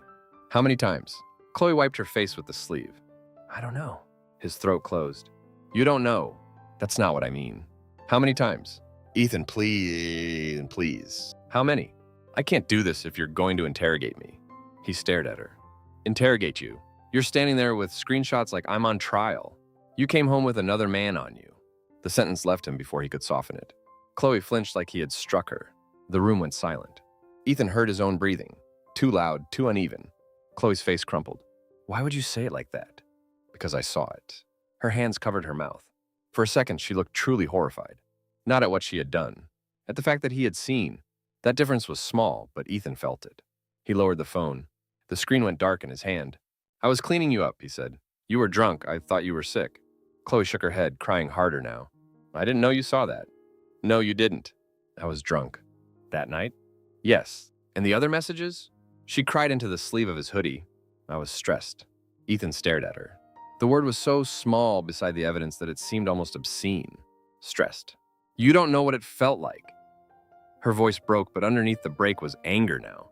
You don't know what it's like to feel like you can't breathe. Like everyone has money and clothes and a life and you're just trying to keep up. I hated asking you for things. Ethan's burned hand pulsed. You asked anyway. I know. I sent it. I know. You used it. That's not fair. No? No, because you act like you never made me feel guilty for needing help. The accusation hit strangely. Not because it was true. Because some part of him searched itself for guilt anyway. Did I? Chloe wiped her face and looked at him through tears. You don't say it, Ethan. That's the thing. You never say anything. You just look tired. You act like everything is fine, and then I feel like I'm ruining your life because you're always working, always exhausted, always making me feel like I owe you. He absorbed that in silence. The old Ethan stepped forward inside him. He wanted to say sorry. He wanted to say he had never meant to make her feel small. He wanted to give her something, even now. An apology, a softer sentence, a way out. Then he looked at the phone in his hand, at the proof she had not volunteered, at the messages that existed only because he had crossed a line after she crossed one he could not survive. You did owe me the truth, he said. Chloe stared at him. The tears did not stop, but something in her face shifted. She had expected apology to follow his guilt. It did not. You don't get to turn this into me being tired, Ethan said. Her lips pressed together. I'm not turning it into anything. You told Madison I knew. I didn't say that. She said you made it sound like I didn't care as long as you came home. Chloe looked away. The admission lived in the movement. Ethan felt it in his stomach. You did say it? I was trying to make it less ugly. For who? For everyone. For you. For us. There is no us in that version, Ethan said. There's just a version of me that makes you look better. Chloe's face hardened through the tears. And what version of me are you building with those screenshots? The real one. You don't know the real one. I know enough. No, you know what you found when you violated me. The word struck the room hard. Violated. Ethan went still. Chloe saw it land and stepped into the space it opened. You waited until I was asleep, she said. You went through my private messages, you took screenshots, you talked to Madison behind my back. Do you understand how scary that is? His hand tightened around the phone. There it was. The shape of the trap. If he defended himself, she could make the conversation about his method. If he apologized, she could turn apology into guilt. If he got angry, she could prove he was unsafe. If he stayed quiet, she could fill the silence. He had lived in that shape longer than he knew. I understand it was wrong to go through your phone, he said. Chloe's eyes flashed with hope. He saw it. Not relief. Hope. A door opening for the old pattern. He kept going. And I understand why I did it. The hope vanished. Her mouth parted. You don't get to use my mistake to erase yours, Ethan said. Chloe stared at him like he had spoken in a language she did not recognize. I made mistakes, she whispered. Repeatedly. She flinched. I was scared. Of what? Of losing myself. Ethan almost smiled, but there was no humor in him. So you lost me instead. Her face collapsed again. Don't say that. Why? Because you don't mean it. The room held its breath. Ethan looked at her. He did not know if she was right. That was the terrible thing. He still loved her. Standing there with proof in his phone and disgust in his throat, he still loved the girl in his hoodie. He loved the way she used to fall asleep during movies, the way she said his name when she wanted him to reach something on the top shelf, the way she looked in the rain at 16. Love had not burned away just because respect had, but the love did not feel clean anymore. It felt like something he had to hold with gloves. Chloe stepped closer again, slowly, carefully. Ethan, she said, please. He did not move. She touched his chest with 2 fingers.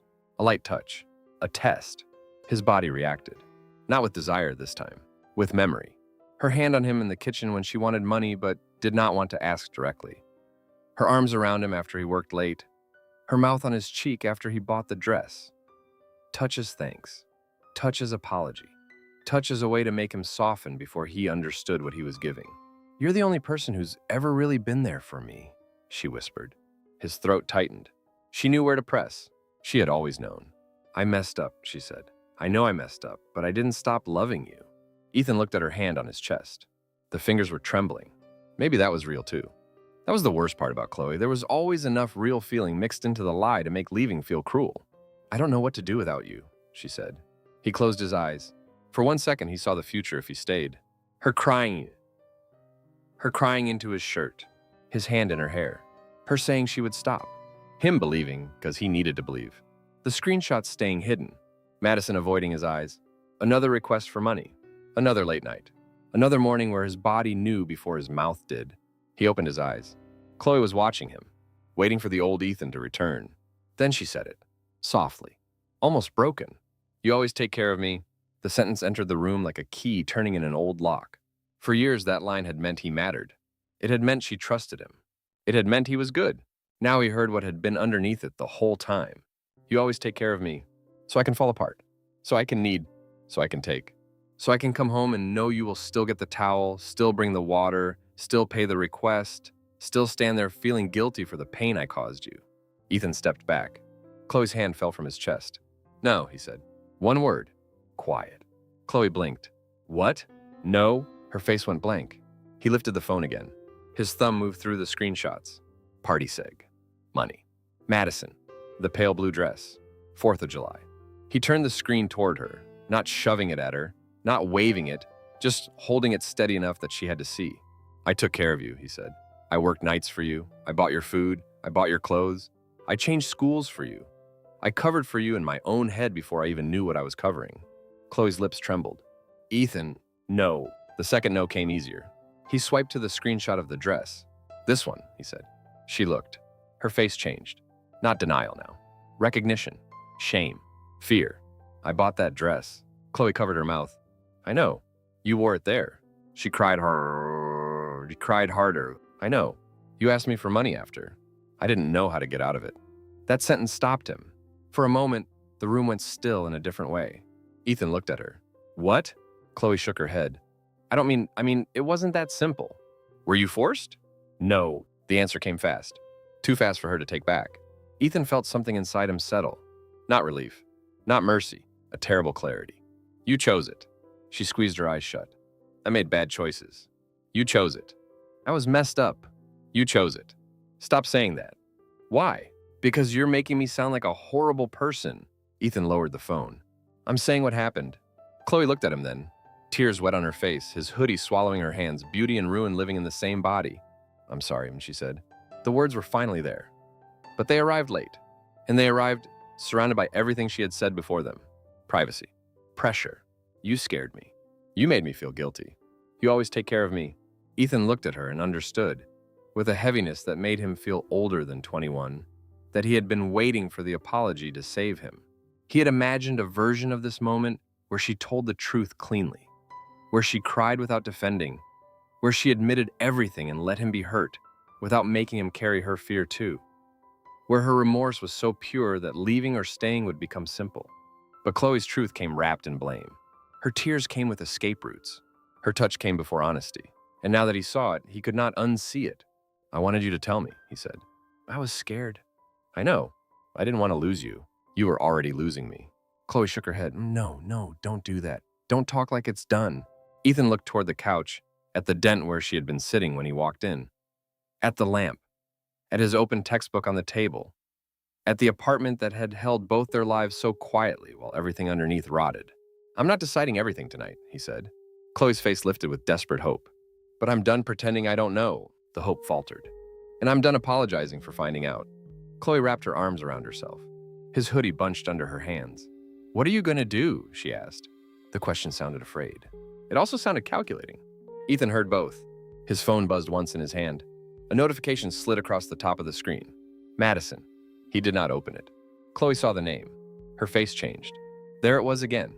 Image. Control. The fear of what was spreading. "You're not going to show people, are you?" she asked. Ethan looked at her. Not, "Are you okay?" Not, "How badly did I hurt you?" Not, "What do you need?" "You're not going to show people, are you?" The last piece of the night clicked into place. He locked the phone and put it in his pocket. "I don't know what I'm going to do." Chloe stepped forward. "Ethan, please, you can't humiliate me like that." He almost laughed again. He did not. The word humiliate moved through him slowly, turning over, showing all its sides. Madison's face. The hallway. He didn't really care as long as she came home. The bathroom floor. The phone glowing in his hands. The pale blue dress. He looked at Chloe wearing his hoodie, asking him not to humiliate her. And he understood that she still believed humiliation was something that began when other people saw it.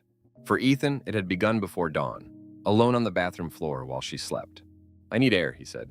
Chloe reached for him. He stepped away before she could touch him. That hurt her. He saw it. He let it.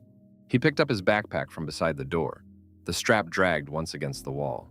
Where are you going? Out. For how long? I don't know. You can't just leave like this. Ethan paused with his hand on the doorknob. He turned back. Chloe stood in the middle of the apartment, beautiful and shaking, wrapped in his hoodie like it could still prove she belonged to a version of him that would stay. I can, he said. The words surprised both of them. For a second, neither moved. Then Chloe's face hardened under the tears, just slightly. You're going to make me the villain, she said. Ethan opened the door. No, he said. You're afraid I'm going to stop making myself the villain for you. He stepped into the hallway before she could answer. The apartment door closed behind him with a soft click. Not a slam. Not a final speech. Just a click. Ethan stood in the hallway, breathing through his nose. The air cooler out here. Smelling faintly of carpet cleaner and someone's dinner from another apartment. His phone buzzed again. Once. Twice. He did not look. Behind the door, Chloe moved. A floorboard creaked. He imagined her reaching for her phone. Madison. Maybe someone else. Maybe the first careful sentence of the next version. His burned hand throbbed. His mouth still carried the ghost of her kiss. His chest still hurt with love. But the old pattern had not closed around him. Not this time. Ethan walked toward the stairwell, each step quieter than the fight inside him. Knowing Chloe now had proof that he knew. And knowing she would not let the story stay inside the apartment much longer. Ethan heard his own name before he reached the apartment door. It came through the thin wood, muffled but clear enough to stop him in the hallway. Not loud. That made it worse. If Chloe had been shouting, he could have called it panic. If someone had been crying, he could have told himself the room had already fallen apart without him. But the voices inside were low, careful, the way people spoke when they wanted to sound reasonable while saying something ugly. His hand tightened around his keys. The hallway smelled like carpet cleaner, old air conditioning, and someone's dinner heating through a wall. The overhead light buzzed faintly. Downstairs, a door closed with a soft thud, followed by footsteps fading toward the parking lot. Ethan stood outside the apartment he had walked into 100 times without thinking and listened to people talk about him like he was not real enough to be standing 6 inches away. Chloe's voice came first. I'm just scared because I don't know what he's gonna do. Ethan's stomach pulled tight. Then Madison, quieter. Chloe, no, I mean it. He went through my phone while I was asleep. He went to campus and started questioning people. That's not normal. A third voice murmured something Ethan could not make out. He looked down at his keys. His burned hand still had a faint red mark across the knuckles. It had stopped hurting constantly, but sometimes when he gripped too hard, the skin pulled tight and reminded him. Hot milk. Coffee shop light. Noah's worried eyes. The first payment request he had not answered. Inside the apartment, Chloe sniffed. It was a small sound. A practice sound, maybe. Or maybe real. That was the part Ethan could not stop hating. With Chloe, even the real things had become useful. I don't want to make him look bad, Chloe said. Ethan almost laughed. The sound stayed trapped behind his teeth. I really don't. He's not a bad person. He gets intense. And lately he's been watching me, and when I try to talk, he makes me feel like I did something unforgivable. Madison said something again, lower. Chloe's voice broke. I made mistakes. I know that, but he's acting like I'm some monster. Ethan stood still. The keys bit into his palm. A week ago, he would have opened the door already, not angrily, not dramatically. He would have stepped in fast, embarrassed by the fact that anyone had heard Chloe upset, and he would have corrected the temperature in the room with his own guilt. No, it's okay. We're okay. I'm not mad. I didn't mean to scare her. He would have protected her from the discomfort of being seen too clearly. He knew that about himself now. Knowing did not make him proud. It only made him tired. Inside, another voice said, Did he actually show you screenshots? Ethan's chest tightened. The voice was not Madison's. Someone else from Chloe's circle. A girl, maybe one of the friends Ethan had seen in the background of photos, laughing with red cups and shiny hair and the kind of confidence that made him feel like he had arrived late to his own age. Chloe said, He had them on his phone, like he was building a case. You should be careful, the girl said. Madison's voice sharpened. Okay, wait. There was a pause. Ethan heard movement, the couch creaking, the clink of glass, or a bottle against the coffee table. Chloe said, What? Madison lowered her voice, but Ethan still caught the edge. Don't make it sound like he just invented this. Silence. That silence moved through the door and wrapped around Ethan's throat. Then Chloe said very softly, I'm not. Ethan did not know what made him do it then. Not courage exactly. Not rage. Maybe the sudden understanding that if he stood there any longer, He would become the kind of man who listened outside doors while other people arranged his pain into something easier to swallow. He put the key in the lock. The voices stopped before the door opened all the way. The apartment looked smaller with people in it. Chloe stood near the couch in a soft white tank top and shorts, her arms folded across herself like she had been interrupted while defending herself from danger. Her hair was loose around her shoulders. Her face was pale, eyes red, mouth trembling in a way that turned every person in the room toward her without effort. Madison sat on the edge of the chair near the window, iced drink sweating in one hand, posture too straight. Her polished face had gone still when Ethan stepped in. Another girl sat on the couch, legs crossed under her, phone face down on her thigh. Ethan recognized her from one of the party photos, but did not know her name. The outline had not given him a name, and in his life, she had never bothered to become one. 3 faces turned toward him, 4, counting his own reflection in the dark television screen. He closed the door behind him. The click was quiet. No one spoke. Ethan felt the room studying him. His shirt, his eyes, his hands, the backpack strap over one shoulder, the exhaustion he could not hide anymore. He felt all of it become evidence in Chloe's version before he had even said a word. Chloe wiped under one eye. "Ethan," she said, not angry, wounded, careful. The same voice she had used when she told Madison he scared her. He looked at Madison first. She looked away. That told him enough. "I heard my name," Ethan said. The girl on the couch shifted. Chloe swallowed. "We were just talking." "About me." Her face tightened. "About what happened." "What happened?" His voice stayed calm. Too calm, maybe, because Chloe looked more nervous after hearing it. Madison set her drink on the side table. The plastic cup made a wet ring on the cheap wood. "Maybe I should go," she said. "No," Chloe said quickly. The word came out before she could make it soft. Madison looked at her. Chloe caught herself. "I mean, you don't have to. I don't want this to be weird." Ethan almost smiled at that. Weird. That word again. The whole apartment seemed built out of words like that now. Weird. Complicated, intense. Privacy, mistake, pressure. Small words carrying things too heavy for them. The girl on the couch uncrossed her legs. "I can leave too." Chloe looked at her with alarm. Ethan saw it. She did not want them gone. Not yet. She needed witnesses. That realization entered him slowly, then settled hard. This was not just a gathering. It was a stage. Chloe had not invited him into a private conversation. She had placed herself in front of people who had heard her first, who had already looked at him through the fog of her fear. If he raised his voice, he became unsafe. If he stayed silent, her version held. If he defended himself too hard, he became exactly what she had warned them about. He could feel the trap around the room. Old Ethan would have tried to make everyone comfortable. New Ethan stood by the door and let the discomfort breathe. Chloe hugged herself tighter. "You don't have to stand there like that," she said. "Like what?" "Like you're waiting for me to say something wrong." Madison closed her eyes for half a second. Ethan noticed. So did Chloe. Her face flushed. "I'm allowed to be upset," Chloe said. "Yes," Ethan said. The answer seemed to throw her off. She blinked. He stepped farther into the room, not close to her, not close to the couch. Just enough that he was no longer framed by the door like someone who had already been pushed out. "You're allowed to be upset," he said. "You're not allowed to lie about why." The girl on the couch looked down at her phone. Madison's fingers tightened around the edge of her chair. Chloe stared at him. "I'm not lying." Ethan nodded once. "Okay." That one word changed the room more than an argument would have. Chloe's mouth opened, then closed. She had expected him to push, to accuse, to say too much too quickly. He did not. He slipped his phone out of his pocket. Chloe's eyes dropped to it immediately. The girl on the couch noticed. So did Madison. There it was again. The performance cracking not because Ethan said the truth, but because Chloe reacted to the possibility of it. "Don't," Chloe said.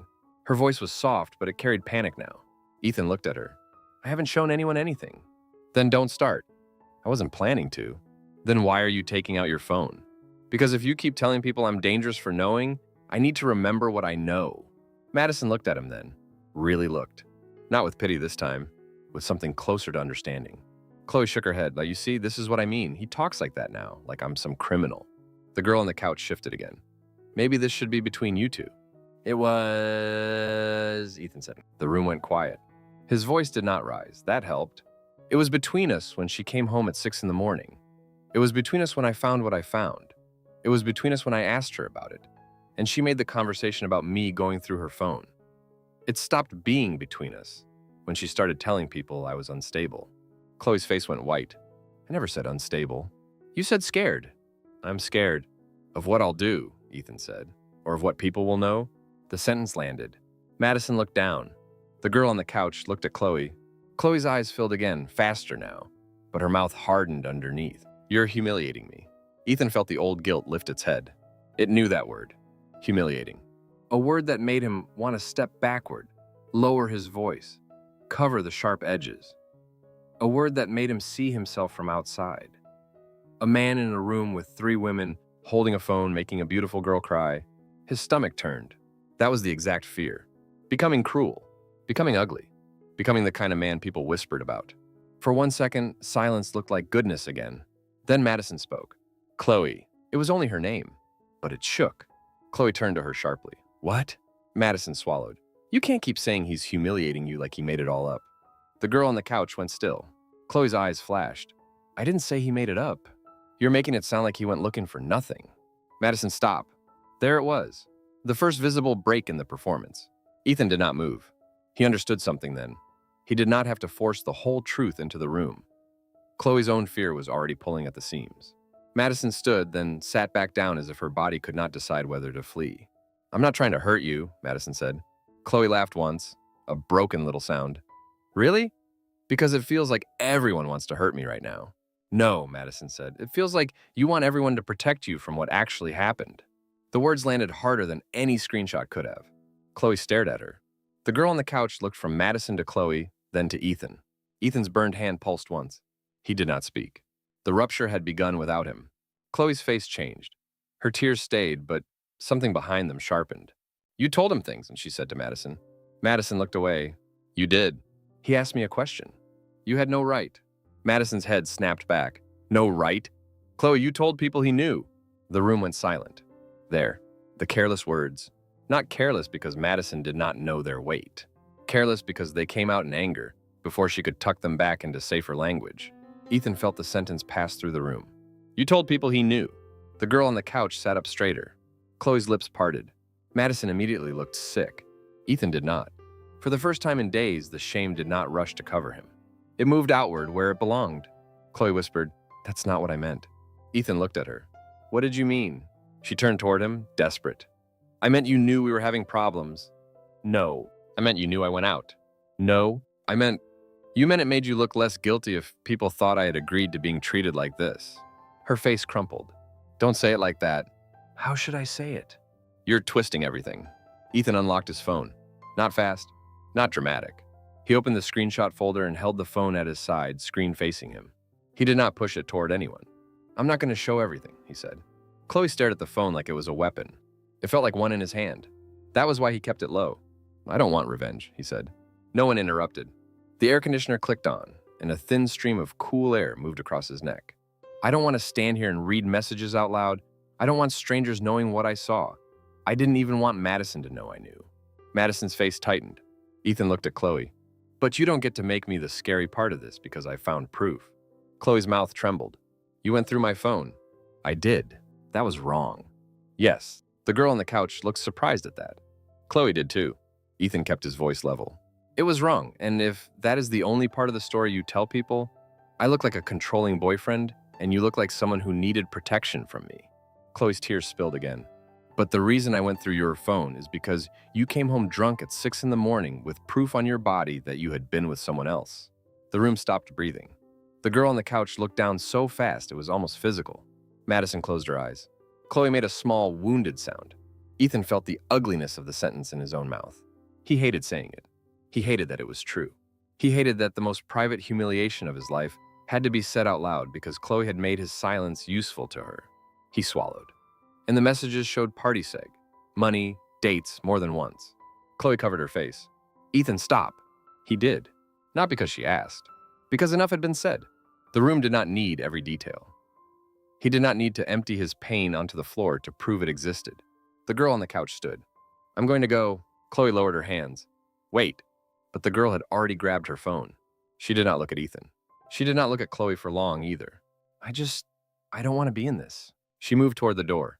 Ethan stepped aside. She passed him quickly, carrying the smell of body spray and nervous sweat with her. The door opened, then shut. The apartment felt larger after she left and somehow more exposed. Madison stood too. Chloe turned on her. You're leaving? Madison's jaw tightened. I shouldn't have come. You think I'm horrible now? Madison looked tired. Polished still, pretty still, but tired in a way makeup could not cover. I think you need to stop making him carry the ugly parts for you. Chloe recoiled. Madison looked at Ethan then. I'm sorry, when she said. This time it was not quick. It was not enough, but it was real. Then she left. The door closed again. Only Ethan and Chloe remained. The stage had emptied. The performance had nowhere to go. For a few seconds, neither of them moved. Chloe stood near the couch, arms wrapped around herself, eyes wet and furious. Without the others watching, her hurt changed texture. Less delicate, more cornered. You had no right to say that in front of them, she said. Ethan slipped his phone back into his pocket. You had no right to make them think I was dangerous because I knew. I was scared. You were protecting yourself. So were you, he nodded. Yes, that stopped her.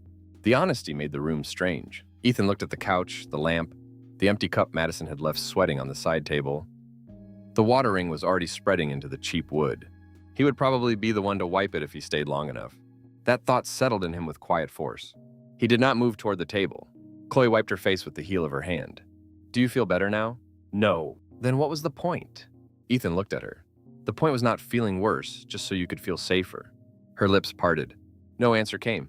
Outside, footsteps passed in the hallway. A laugh rose, faded. Someone knocked on a door farther down. Life kept moving through the building like nothing sacred had been broken. Ethan picked up his backpack from where he had dropped it near the wall. Chloe watched him. You're leaving? For now. Where are you going? He adjusted the strap over his shoulder. I don't know. That's not fair. The phrase almost pulled a laugh from him. Fair. He looked at her, and for the first time, the sight of her crying did not move him toward repair. It still hurt, but it did not command him. I'm not trying to be fair anymore, he said. I'm trying to be honest. Chloe hugged herself tighter. You're going to tell everyone. No. You already did. I told enough to stop being your villain. She looked away. The sentence stayed in the room after he said it. Not loud. Not cruel? Enough. He walked to the door. His hand touched the knob. Behind him, Chloe said, Ethan. He paused. Her voice was smaller now. Not the performance voice. Not fully honest either. Something in between. If you leave right now, I don't know what happens to us. He closed his eyes. There it was. The hook. The old fear. The same fear that had kept him awake through night shifts and quiet through lies. If he left, something would happen. If he stayed, maybe he could delay the happening. Maybe love could survive one more hour by refusing to move. He opened his eyes. His burned hand tightened around the doorknob. Something already happened to us, he said. Then he opened the door. The hallway air was cooler. He stepped out before she could answer. The door closed behind him without a slam, just like before. But this time, the silence on the other side was different. Not private anymore. Not protected. He stood in the hallway with his backpack on his shoulder and his phone heavy in his pocket, knowing Chloe's version had cracked in front of witnesses and knowing that made the next step harder, not easier. Public silence was over. Now he had to do the part that could not be performed for anyone. He had to separate his life from hers. Ethan opened the drawer where Chloe kept the clothes he had bought her and realized he could name the shift that paid for almost every item. The pale blue dress was folded near the top, not carefully. Chloe never folded clothes carefully unless she was trying to prove she had cleaned. One strap had twisted under the fabric, and the hem was caught beneath a white tank top he remembered buying. After she complained that everything she owned made her feel cheap, Ethan stood in front of the open drawer with his backpack at his feet and felt the room go quiet around him. The apartment was empty, not peaceful, empty. Chloe had not come back after he left the night before. Or maybe she had come and gone while he sat in his car behind the coffee shop until sunrise, watching delivery trucks pull into the strip mall and trying to decide whether going back to the apartment counted as weakness or responsibility. By the time he returned, the place smelled stale. Perfume in the couch cushions, coffee in the sink, the faint sourness of old takeout containers in the trash. Beneath it all, the smell of laundry detergent from Chloe's drawer, clean and soft and wrong. His hand rested on the dresser edge. The burned skin across his knuckles had faded from angry red to a dull pink. It pulled when he bent his fingers, not enough to stop him from moving, just enough to remind him that healing did not mean the body had forgotten. He touched the blue dress with 2 fingers. The fabric was smooth, too smooth for what it had become. He remembered the shift that paid for it. Saturday closing. The espresso machine had backed up twice. A customer had yelled because they were out of oat milk. Noah had made a joke about dying under the counter and haunting the pastry case. Ethan had laughed because Chloe had texted him a mirror photo in the dress, one hand on her hip, her mouth curved like she already knew he would say yes. Is it too much? He had typed back, "You look beautiful." Then he had picked up an extra hour to cover the cost. The memory did not arrive as one clean image. It came with sounds, the squeal of the steam wand, the hollow thud of trash bags hitting the dumpster, the ache in his feet when he finally sat in his car. Chloe's happy little gasp when he told her to get it. He pulled the dress from the drawer. For a second, he almost put it in his backpack. Not because he wanted it, because he had paid for it. Because something in him still wanted proof that sacrifice could be reclaimed if he could hold the object in his hands. Then he saw the screenshot again in his mind. Pink and blue party light. Chloe's shoulder, the fabric he had bought catching a glow from a room he was never meant to enter. His stomach tightened. He placed the dress on the bed. Not folded, not thrown, placed. The bed was unmade. One pillow on the floor, one blanket twisted near the foot. Chloe's side still held the dent of her body from the last time she slept there. Ethan's side looked flatter, colder, like even the mattress knew he had not truly rested in days. He turned back to the drawer. A black skirt, a soft white top, a pair of jeans with the tay still half attached because Chloe had sworn she would return them and then never did. A campus sweatshirt, a little red dress from a dinner she said would help her feel normal after a bad week. He could name pieces of himself in all of them. A missed study group, a failed quiz, a night he drove home with one eye twitching from exhaustion. A morning he bought breakfast for Chloe and skipped his own because his card balance was lower than he expected. Love had become a ledger he had never meant to keep. The thought made him close the drawer halfway, then stop. No, he opened it again. This was why he had come back while Chloe was gone. Not to punish her, not to steal back gifts, not to stand in the bedroom and drown in memory until she returned and found him weak enough to start the argument over. He had come to separate. That was a quieter word than leave. Harder, too. Leaving sounded like a door. Separating was every drawer, every cord, every payment app, every shift, every habit. He picked up his backpack and carried it to the small table in the living room. His textbook was still there. Business ethics. Open to a chapter he had pretended to read before everything broke. His pen lay across the center fold. The ink had leaked a small blue dot into the paper. A coffee ring stained the corner of a worksheet he had not turned in. He touched the page. The paper felt rough under his fingers. He thought of class, of the professor's voice moving over him while his body tried to stay awake, of the exam he had failed by 6 points, of the way he had told himself he could recover after one bad week, then one bad month, then one bad semester. His phone buzzed on the table. The sound cut through the apartment. Ethan did not look right away. The screen lit anyway. Chloe. Her name appeared like a hand reaching from another room. He stood still until the buzzing stopped. Then came the voicemail notification. Then a text. "Can we please talk?" A second later, "I hate how last night went." You didn't have to say all that in front of them. Ethan read the messages without picking up the phone. His body wanted to answer. That was the truth. Not because he believed her version. Because silence made him feel cruel in a way that still frightened him. He could type one sentence. "I'm packing some things." Or "I'm not doing this over text." Or "You hurt me." But every sentence opened a door. Every door led to her voice, her tears, her fear, her ability to turn his pain into a room where he still had to take care of her. The phone buzzed again. "Ethan, please." He picked it up. His thumb hovered over the message thread. Then he set it face down on the table. The unanswered phone felt heavier upside down. He went to the closet. His clothes took up less space than hers. That was not something he had noticed before. A few work shirts, 2 pairs of jeans. A dress shirt he had worn to a campus networking event Chloe had talked him into attending. His coffee shop apron hung from a hook, stiff with old stains no amount of washing fully removed. He pulled the apron down. The cloth scratched his burned knuckles. For a moment, he held it against his chest. How many nights had he gone in because Chloe needed something? Food, gas, a dress, a little help. Just this once. He had not resented every time. That mattered. He refused to lie even to himself now. Some of those nights he had been proud. Proud to work. Proud to give. Proud to be the person she could lean on. Love had been real inside the giving before it became a place she could hide. That was what made the grief honest. He folded the apron and placed it in the backpack. 2 shirts, jeans, toothbrush from the bathroom, charger from the wall beside the bed. Each item made a small sound when it moved. Fabric brushing fabric, plastic against zipper teeth, the soft knock of his toothbrush against a travel case. Ordinary sounds, practical sounds, the sounds of a life coming apart without drama. In the bathroom, he stopped. The tile was clean, too clean. He had scrubbed it after the morning of the 4th, because he could not stand seeing the space where he had sat with the towel dripping from his hand. The lemon cleaner smell had faded, but he could still remember it. He could still feel the cold through his jeans, still hear Chloe asking for water, still see her phone face down near the sink. He looked at the floor for one breath too long. Then he opened the medicine cabinet and took his razor. Not hers. Not anything they had shared. His. When he came back into the bedroom, the blue dress was still on the bed. Beside it, half hidden under the blanket, was a photo. At first, he thought it had fallen from Chloe's drawer. Then he recognized the bent corner. The high school photo. He picked it up.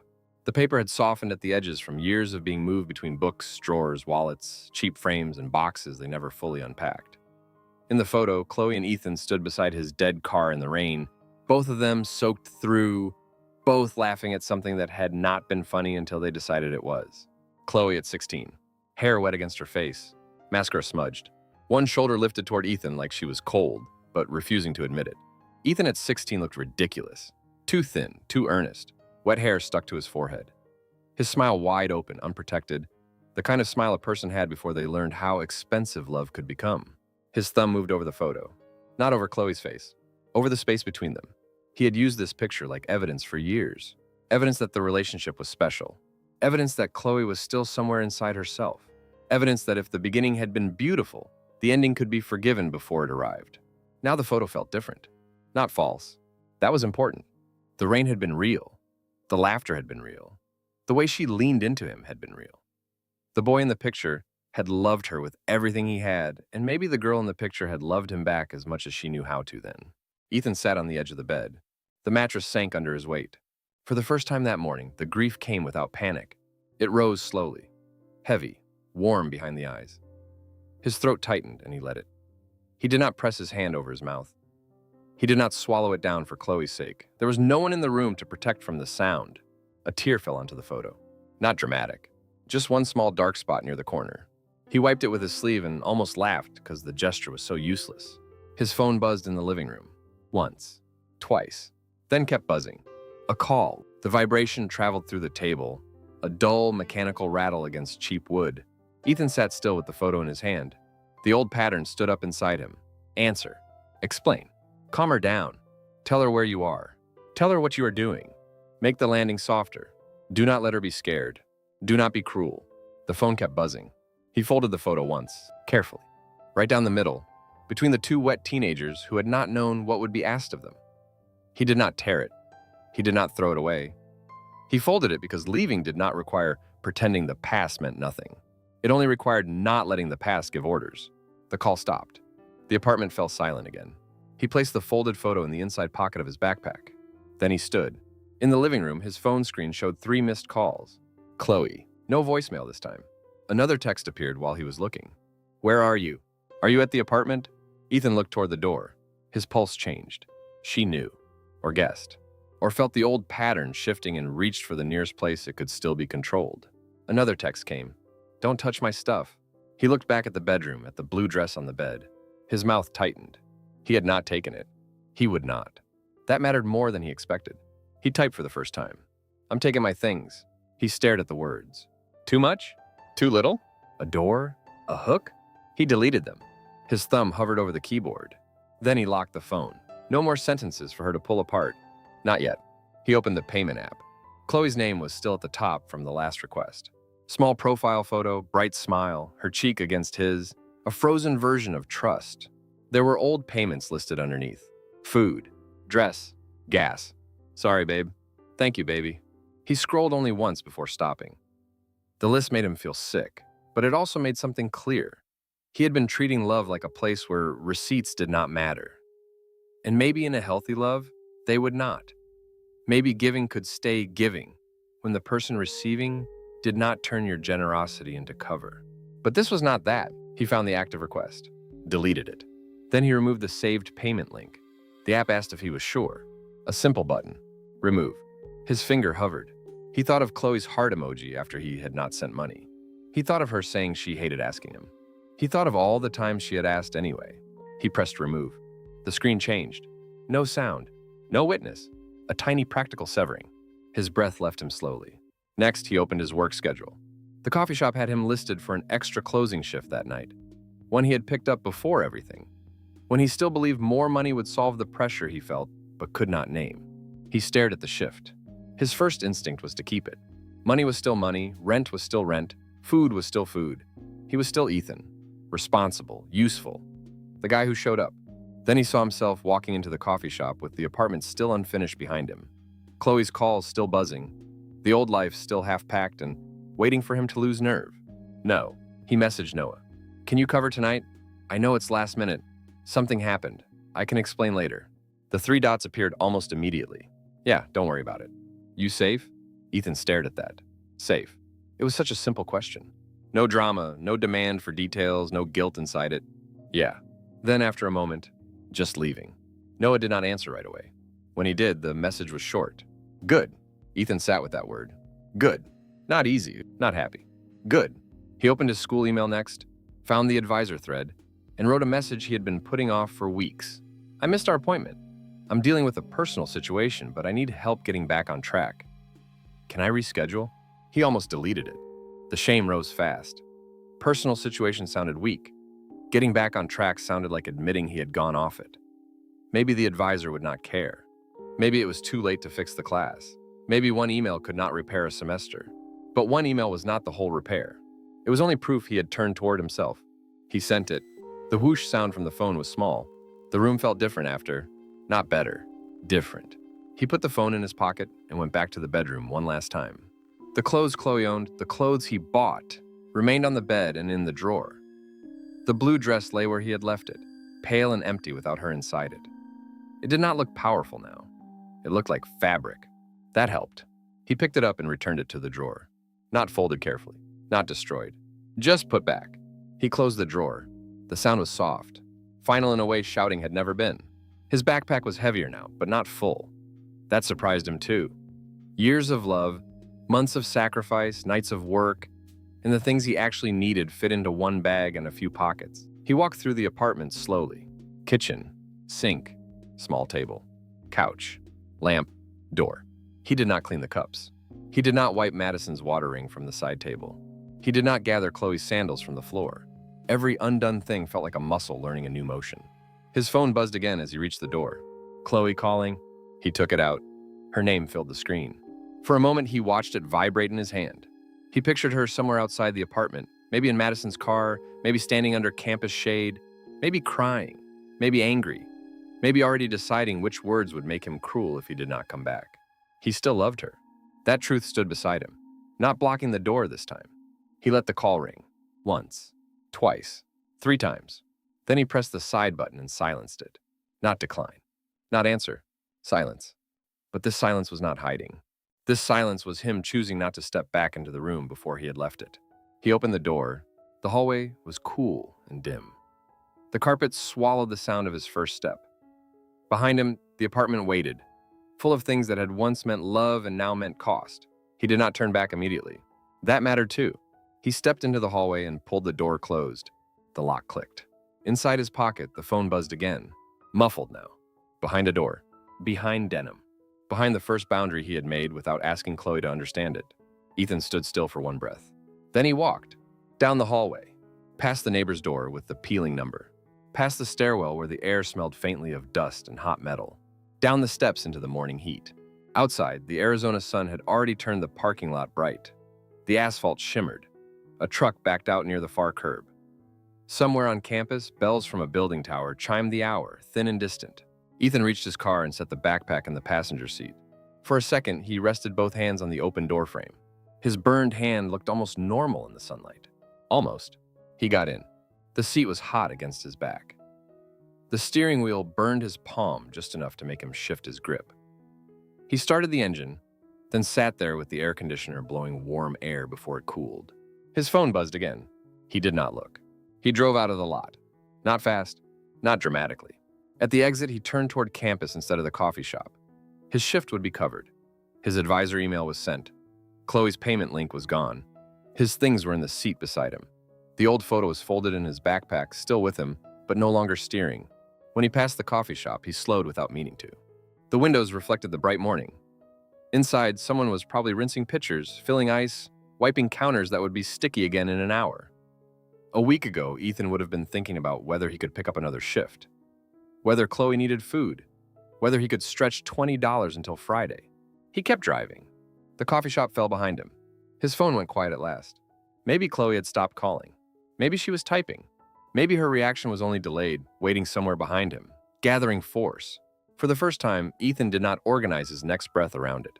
At the next light, he reached over and touched the outside pocket of his backpack where the folded photo rested inside. He did not take it out. He did not need to. The light turned green. Ethan drove forward, one hand tender on the wheel, carrying the memory with him but not back to her.